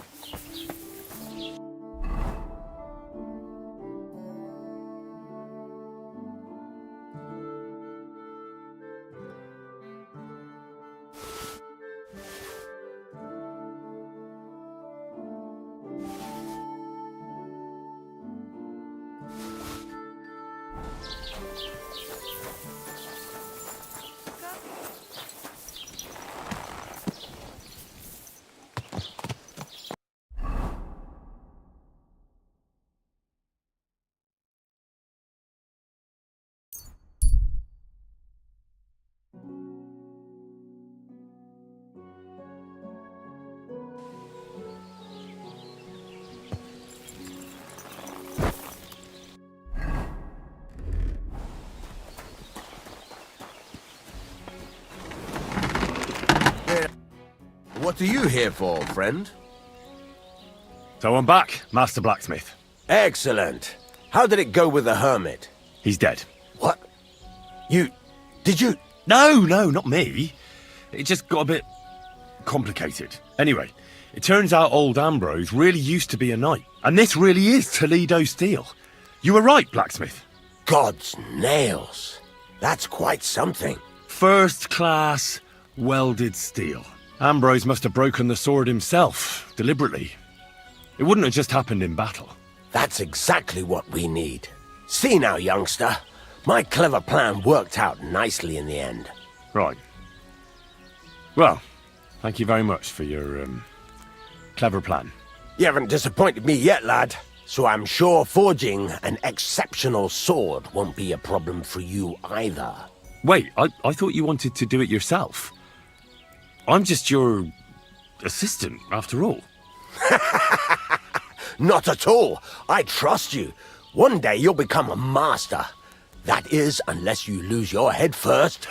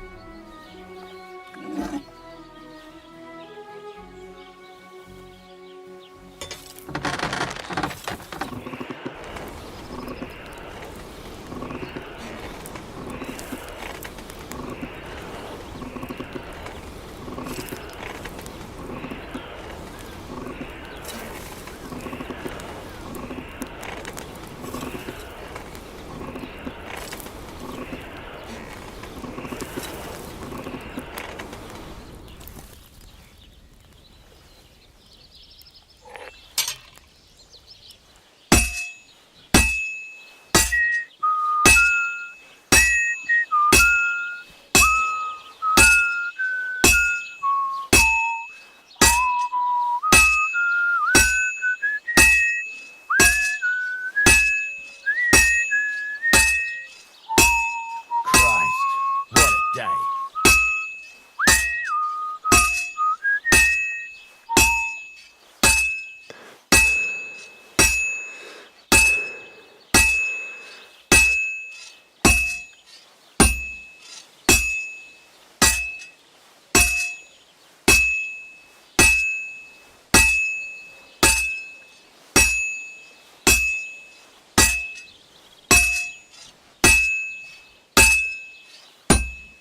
Just a bit more, and I'll be done.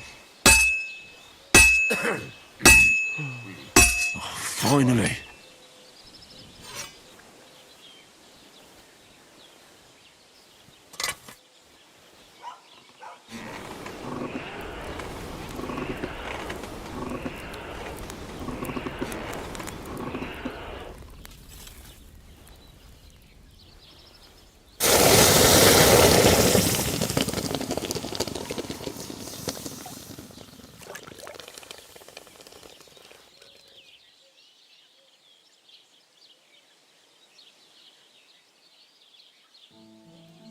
Christ almighty. I've got something for you, blacksmith. God's nails, you weren't bullshitting. I'd say it looks pretty much like a sword, eh? Looks like. This is a damned fine piece of steel. Damned fine. Thanks. I was glad to help, but now there's something I need from you. I'll pay you, of course. And if you want to do some smithing, I won't throw you out of my forge either. No, you know full well what I need. I have to get to Samin's wedding. Why is it so important for you? It'll just be a lot of people stuffing their faces. You can find that anywhere. I have my reasons, and you don't need to know them. God's nails, lad. You're full of mysteries. But whatever, that's your business. I don't mind taking you to the wedding. Nothing to it. We can set off once you're ready.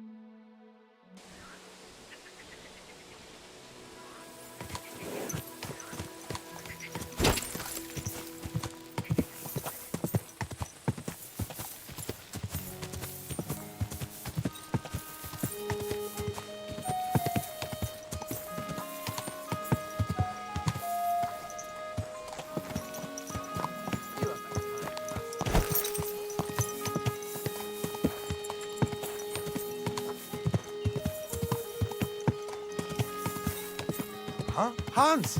Hans! It's me! You know the girl who Sir Older's married? Of course. The bailiff's daughter Agnes is... You still owe me for the stuff from Germany. Look, friend, you have me confused with someone else. My name's not Hans. If you're broke, just say so and stop trying to wriggle out of it. You're Joachim, aren't you? We've met before. I knew it, see? You do remember. But my name's not Hans. It's Henry. Why play around like this when we know each other so well? How much does this Hans owe you? Look, you owe me for the stuff I sent with you. You claimed you'd sell it for twice the price. You can keep half of it, but half is mine. That was the deal. Show me what you have for sale. Just your everyday wares. Pick out what you like.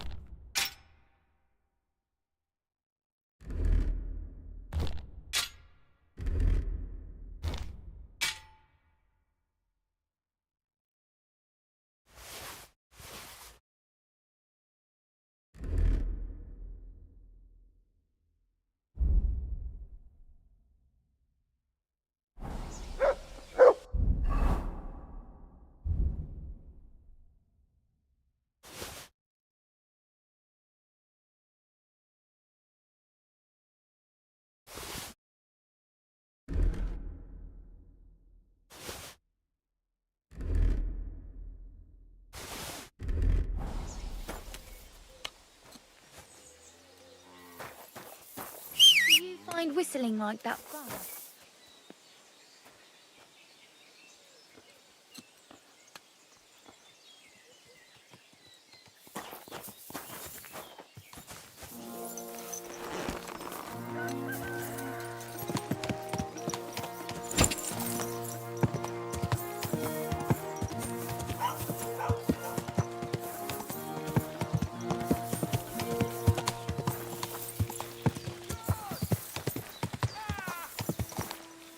I'm here, fellas!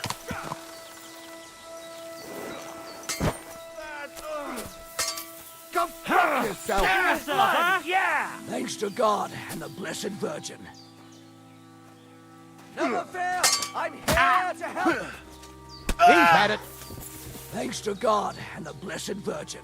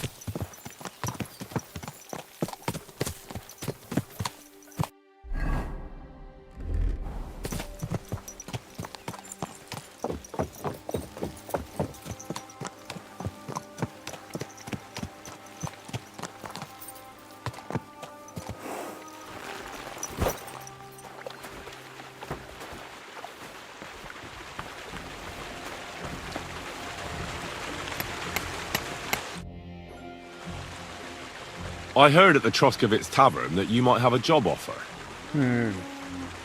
Well, you don't look lame. I reckon I could find some work for you. I also heard you're invited to that big wedding coming up. That's no business of yours at the moment. All right. So, what kind of work do you have for me?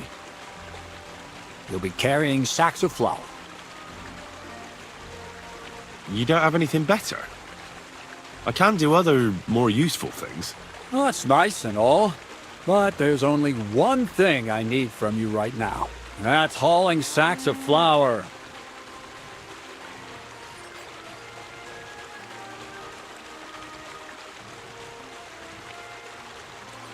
Maybe you could use an armed escort. Maybe I could sit around here somewhere looking tough. You think you'd be good at that? You don't seem very tough to me. Why not try something a bit simpler, such as hauling sacks of flour? Do you really have nothing better I could do? I do, but only for people I know already. And you're not one of them. All right. It's not like I have much of a choice, do I?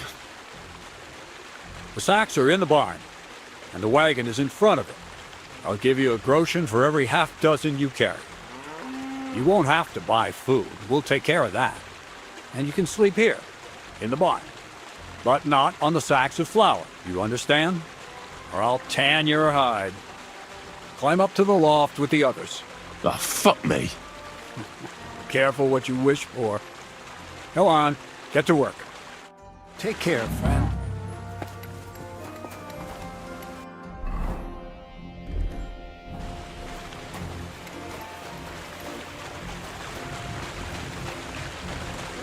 Oh, fuck, that's heavy.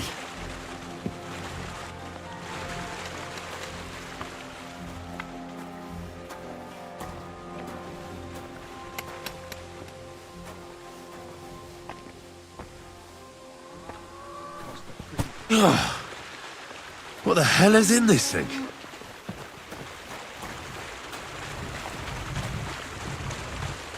I can barely lift it.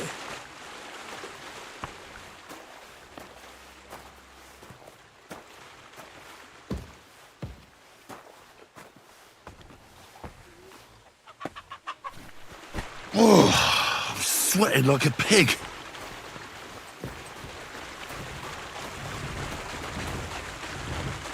Oh, fuck, that's heavy.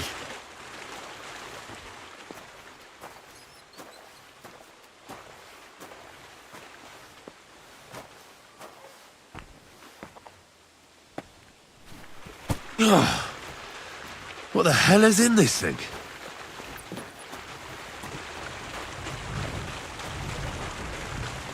I can barely lift it.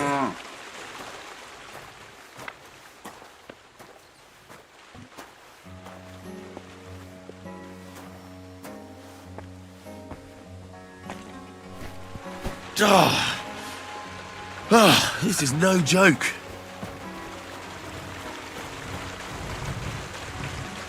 Oh, bit heavy for flour.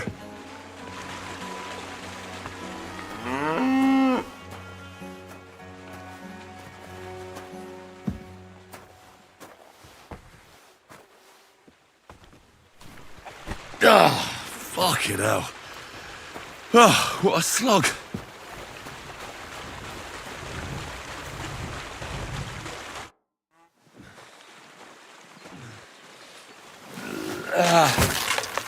Kurwa. What the?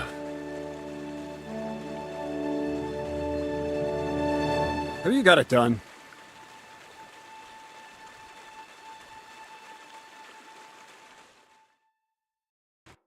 I said, are you done?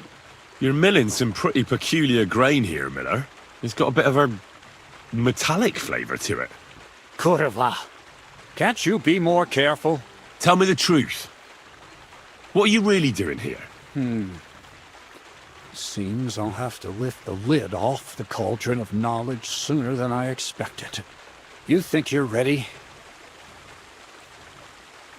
Yes. I'm attempting to convert matter into a truly miraculous energy. What? I understand. It seems impossible. I'm sure you're asking yourself what that has to do with the metal in the sacks. But we're only just scratching the surface. You see, for my experiment, I'll need something sinfully earthy. Something we'll have to appropriate. And that's something you can help me with, my curious apprentice. I'll help you. That's the right attitude. Now listen up. In Troskovitz, next to the tavern, there's a rat house. And in that rat house, there's a chest. And in that chest is a document I need. One that used to be mine. But due to an unfortunate twist of fate, ended up there. It's called The Offer of Hermes Trismegistos. It's written right on it. You said you could do all sorts of things, so I assume reading is one of them. Am I right? I can read. But I reckon that's the catch, isn't it? The catch is, the chest is under lock and key, and most likely well guarded. Of course it is. And then you'll get me into Semin's wedding? Aye. If you help me, I'll find a way to get you there. Miller's honor. Where exactly should I look for this document? I doubt they've only got one chest in the Troskovitz rat house. I can't help you there, but my hand Zinnik might know more. He had the document on him, but then the bloody fool got caught because of something else, and they took it from him. I'm pretty sure he's still on display in the stocks on the square. Just remember, lad, if you get caught like he did, the guards will turn out your pockets. Then it will be pretty hard to explain what a tramp like you is doing with a document he can't even read. No, I doubt the bailiff will let me roam around the rat house and go peeking through his chests. Any advice on getting in there without being spotted? Oh, come on. Do I really have to spell it out for you? Black clothes, a play of light and dark. A quiet night, and those who live in the shadows, concealed beneath its veil. Is that supposed to be advice? Just get some inconspicuous clothing and head over there after midnight. And where can I get some clothes like that? I had my outfit washed in the Gilioth bathhouse, but after a bit of disagreement, I refused to give it back. It's my gift to you. All you have to do is pick it up. Pick them up? You want me to steal them, don't you? Doesn't it sound like a suitable appetizer before the main course? There's no sense in trying to deal with the owner, Dorothy, anyway. She's a contrary woman who's impossible to talk to. I'm not even surprised your paths crossed. I'd like to learn more about the art of thievery. Thievery? Humph. Why call it the art of thievery? It's simply an art. But all right, enough wordplay. If you want to learn something, go and see Hensel. He'll tell you how to relieve people of the things in their purses, or how to quickly and painlessly send them to the land of dreams. And if you'd like to try opening locks without a key, there's a chest in the barn that you carried the sacks to. You can practice on that. All right. I reckon I know everything I need. Thanks.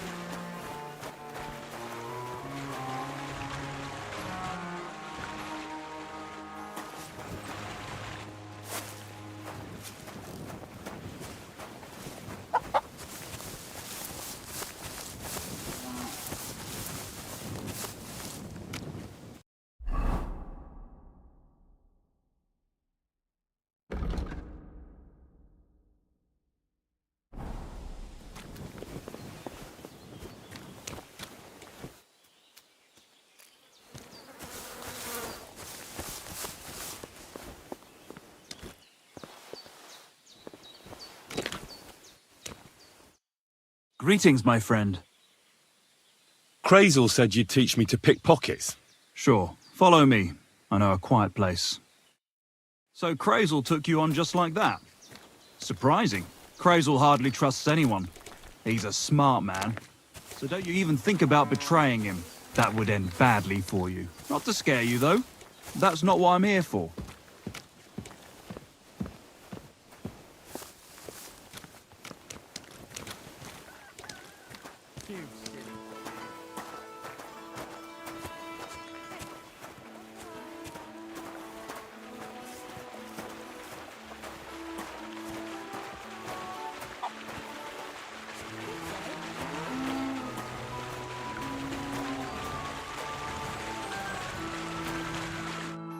Let's begin. Not so fast. You're new here, so here's some advice before we get started. Don't worry. It's not my first time. Well, well, well. You fancy yourself. Let's see. Where would you look for keys on a person? In the front pouch, of course. All right. I see you have some skills. Do you think you're up to stealing something from the front? Nah, I'm not quite ready for that. Don't you want to hear about it anyway? All right. Tell me. First of all, rich or poor, most folks carry their things in a pouch either in front or in the back. The front one holds keys, coin, and other small items. And the rest is in the back? Exactly. Now, this is important. Don't steal from the front pouch unless you're sure you know what you're doing. Well, what if I need something from it? Like a key to a chest? You can try taking it from behind. It'll be more difficult, but it's manageable if you're careful enough. Show me how nimble your fingers are then. All right, let's do it. Come to me.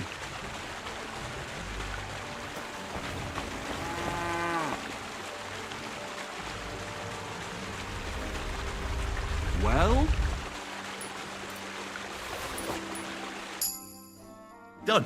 Very nice. I didn't notice you at all, and that's exactly what you want.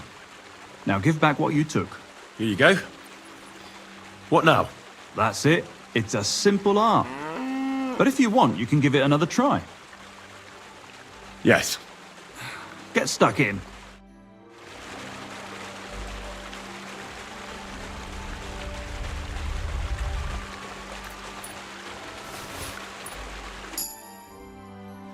I did it. Here you go. Good. Give it here. You want to give it another go? I'd rather try takedowns. Why not, since we're here? Well then, it's easy. Sneak up behind me and choke me out. I won't fight back the first time, so you should have no trouble. Just remember, you mustn't let me see you. All right, I'll give it a try.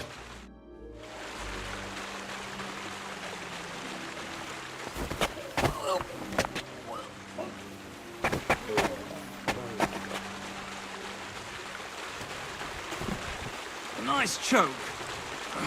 I'm still seeing stars. I didn't notice you at all. Nice job.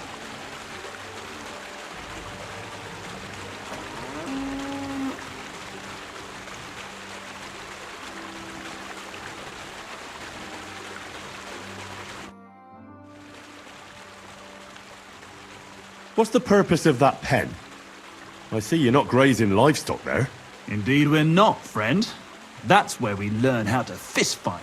Fist fight? How come? Why do you think? It's a pretty handy thing to know, and it's 100 times better than sitting on your arse all day. Does the miller know about this? Crazel? He came up with the idea, mate. Hey, fancy having a go? And how do these fights work?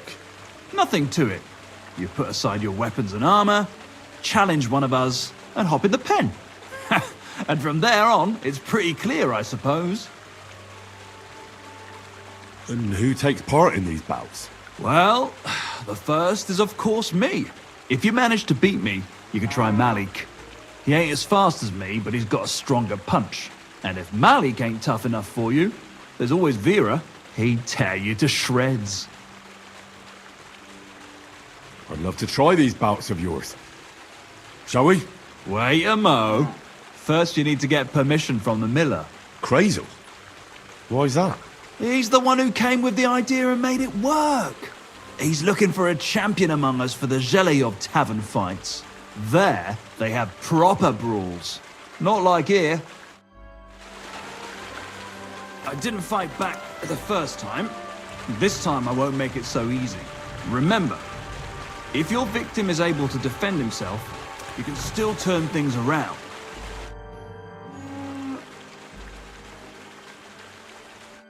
Didn't fight back the first time. This time I won't make it so easy. Remember, if your victim is able to defend himself, you can still turn things around. But it will be a close call, shall we? All right, let's do it.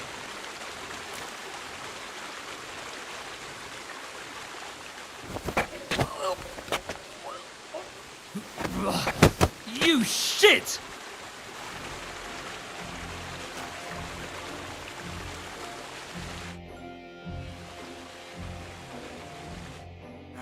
Not like that.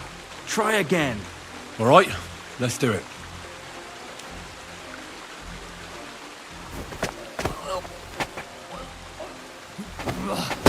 You shit!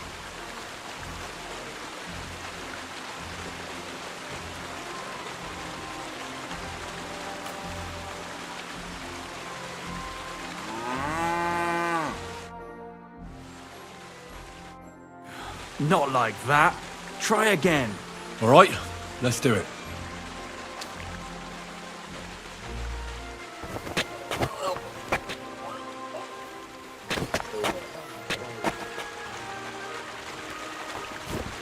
Ow, ow, ow.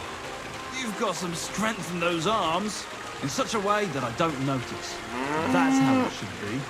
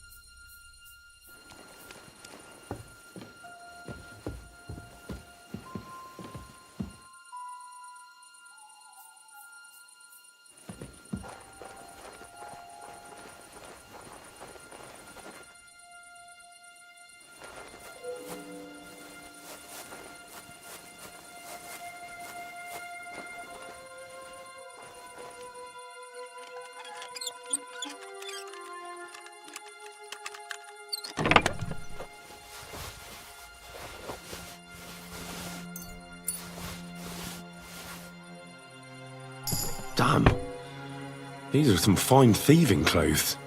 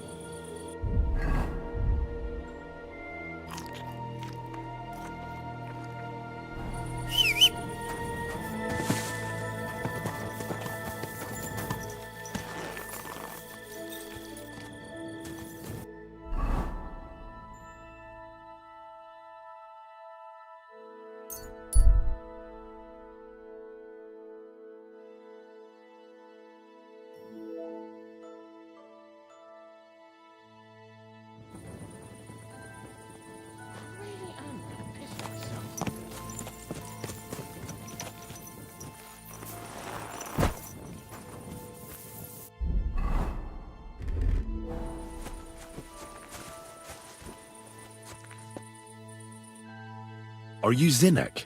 Yeah, look, mate, I really need to piss. Can you let me out of here? Crazel sent me. He's looking for some document the bailiff took from you. And what's the password? Well, nobody said anything about a password. I'm just shaking your pizzle. You should have seen your face. They caught me at night when I was robbing a merchant, and then they make any distinction between what I stole and what I already had on me. They took everything, including that document, and locked it all away in the chest of stolen things in the rat house jail. You could get into the jail from the courtyard behind the rat house. It's right under the guardhouse. Or you could get there from behind the tavern alongside the fence. As soon as you find the stairs leading down, you'll know you're in the right place. Well, who's got the key to it? Well, actually I had it, but when the guards shook me down, I must have dropped it. It was in the chamber, next to the one with the chest. They've got a pretty soft bed in there, I tell you. The key probably fell under it. Is that the only key? No, of course not. Every guard in Troskovitz has one. Best to rob one of them who's slacking off or having a nap. Look, mate, do you actually know how to pickpocket? Of course I do. Wouldn't be my first time. Good to hear it. They'll let me go soon, so if you get caught, you'll have nobody to keep you company here. Keep that in mind. Farewell and good night.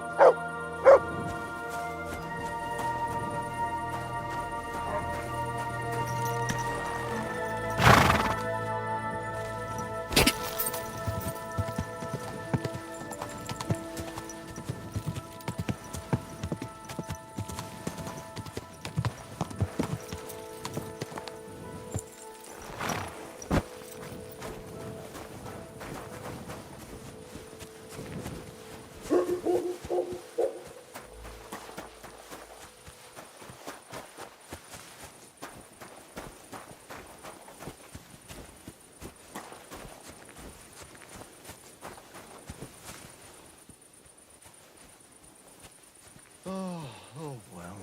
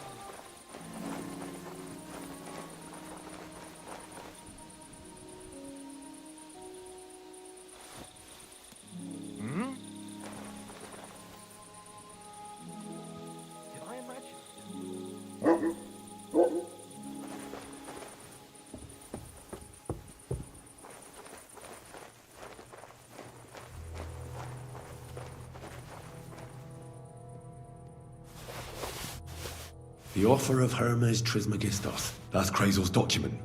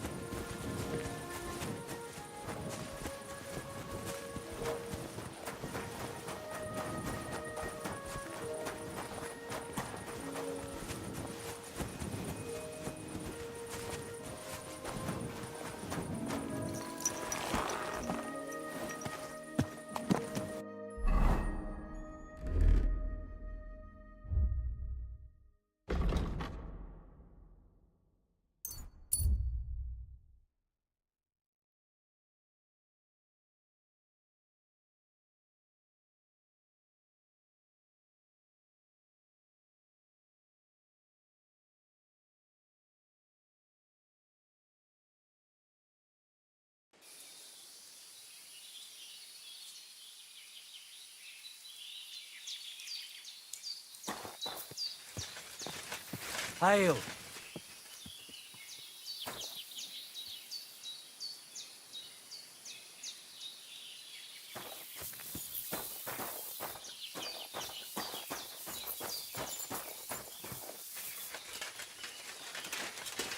Help! Where is everyone?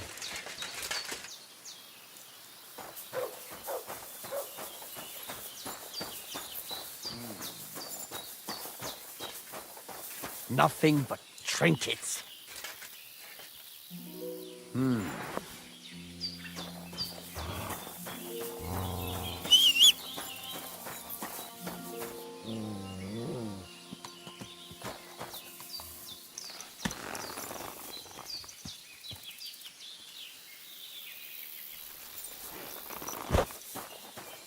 I must be.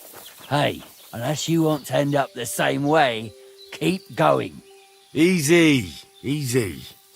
I'm going.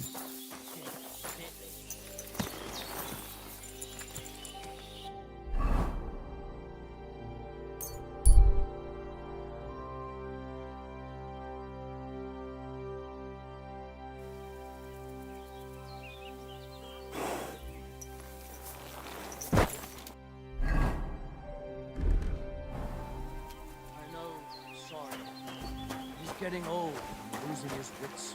He's half blind, as good as deaf, and when he takes... God bless.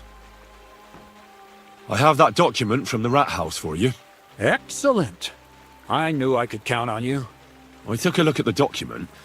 I couldn't really make much of it. Who's this Hermes Trismegistos? My fifth cousin. We write to each other sometimes. That doesn't sound very convincing. Did you find my family tree at the rat house, too? Now show it to me, so I can finally get the knowledge. Good. Good. This will come in handy. Ah, yes. Of course. What now? That much? Gonna need more. A lot more. Did you hear me? What now? Sorry. I got lost in thought. I owe you my thanks as well as reward for getting me the document. And maybe another little job? What do you say? Don't tell me you've forgotten. I need to get to that wedding in Semin. Don't worry. Your path is leading that way. Only it'll be a little longer than expected.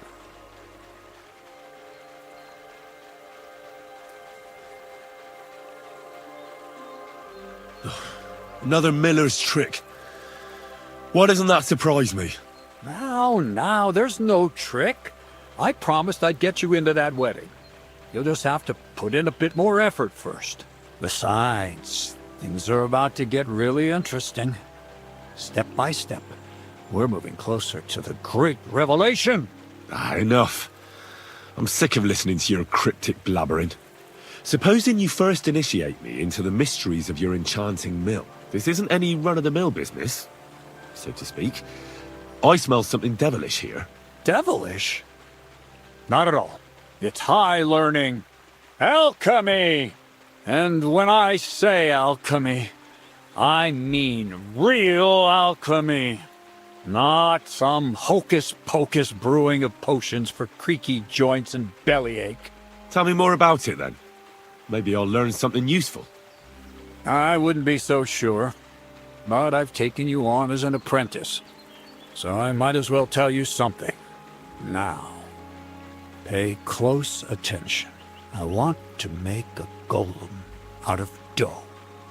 Then, using secret alchemical practices and theurgy, bring him to life. A golem, you say? Isn't that a kind of pie? What are you going to do with a living pie? Henry, a golem is a helper brought to life using divine words. A living statue endowed with massive strength. Can be made of clay, wood, stone, basically anything. I'll make one out of flour. Studying the Jewish Kabbals taught me a practice known as Maseh Bereshit. A mystic can use it to imitate the work of God.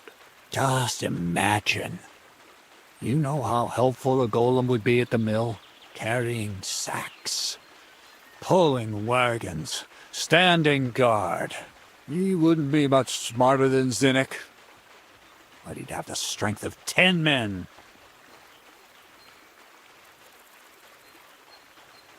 My word. That sounds incredible. I have to see it. So far, it's just all in my head. But if you're patient and help me, you'll see soon enough. It's in the interest of the advancement and prosperity of mankind. Just look at the Bible. Moses could command the waters and speak to God through the element of fire. Jesus brought the dead back to life. I've no doubt that if our great Holy Mother Church had been around at the time, they'd have crucified Jesus the same as the Pharisees, and all the apostles would have been burned at the stake. So a golem, you say, made of flour? For the good of mankind? Exactly! And what about the good of me? You promised me a reward. You already know that you can learn the practical application of certain useful skills from me. But for a few groschen, we could discuss the art on a more, let's say, theoretical level. I'm overwhelmed with gratitude. Supposing you give me a few groschen first, as a reward for bringing you the document, and then I'll decide whether to trade the coin for some learning. Oh, see now, I completely forgot. Here you go. So you don't go around saying that Miller Crazel is a pinch purse. I added in what I owe for those sacks you carried. And if you want some more work, there's plenty. What's this next job all about? I need to find a saltpeter pit. Never a wasted word, eh, Crazel? Short and to the point. That's my credo. And how long will it take before you tell me what a saltpeter pit is? A saltpeter pit is a pit in which saltpeter is formed. This has something to do with the alchemy of yours, eh? I don't know much about that stuff. Nitra is saltpeter. White crystals similar to salt. And what needs salting here in the mill? Or is it supposed to be some peculiar Crazel wedding gift for a young Semine? Nothing of the sort. The Kabbalistic doctrine speaks of saltpeter as a vessel for the inexhaustible essence of life. Those white crystals are said to contain the very essence of being. That's precisely what we need to give life to our golem. Thanks to the ingredients from Hermes Trismegistos, his feet will never get tired, and his fists will have the power to smash rocks. But saltpeter is the most important thing. Saltpeter will be the golem's heart. So you're serious about this golem? And are you certain it'll work out? Certainly. Otherwise, I wouldn't even try. How much saltpeter will it take to bring to life such a big creature? A lot. That's why I want you to find me a decent saltpeter pit. Do you understand? I was hoping I'd learn something useful from you. But instead, you're making me wander around the countryside looking for some pit. Well, you never know when an experience like that might come in handy. All right, then. I'll look around for that saltpeter pit of yours. I just hope you know where to look, that you can point me in the right direction, and also that you'll get me into that wedding as a reward. Yes, yes, and yes. Bonnie has a lead. She's a damned handy girl to have around. She can do anything you ask of her. But for you, the most important thing is that she knows how to look for niter, or saltpeter if you prefer.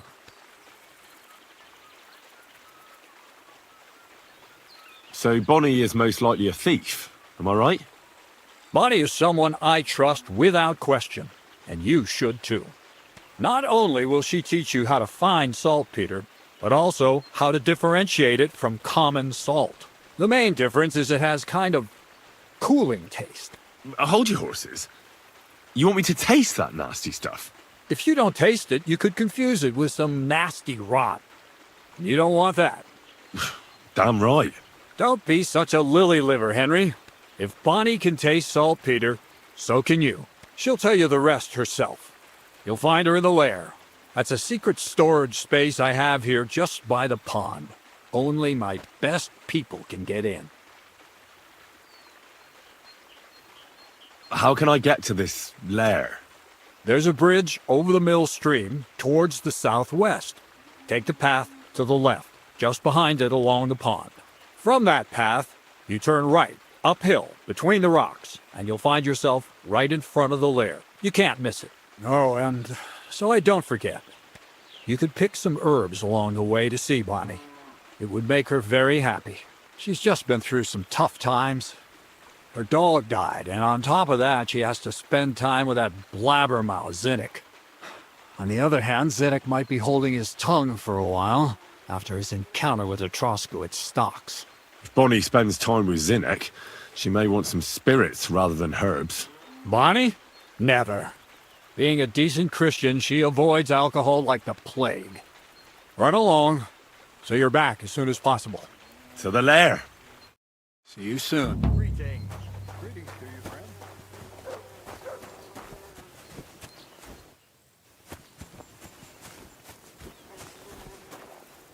God be with you, neighbor. Good day.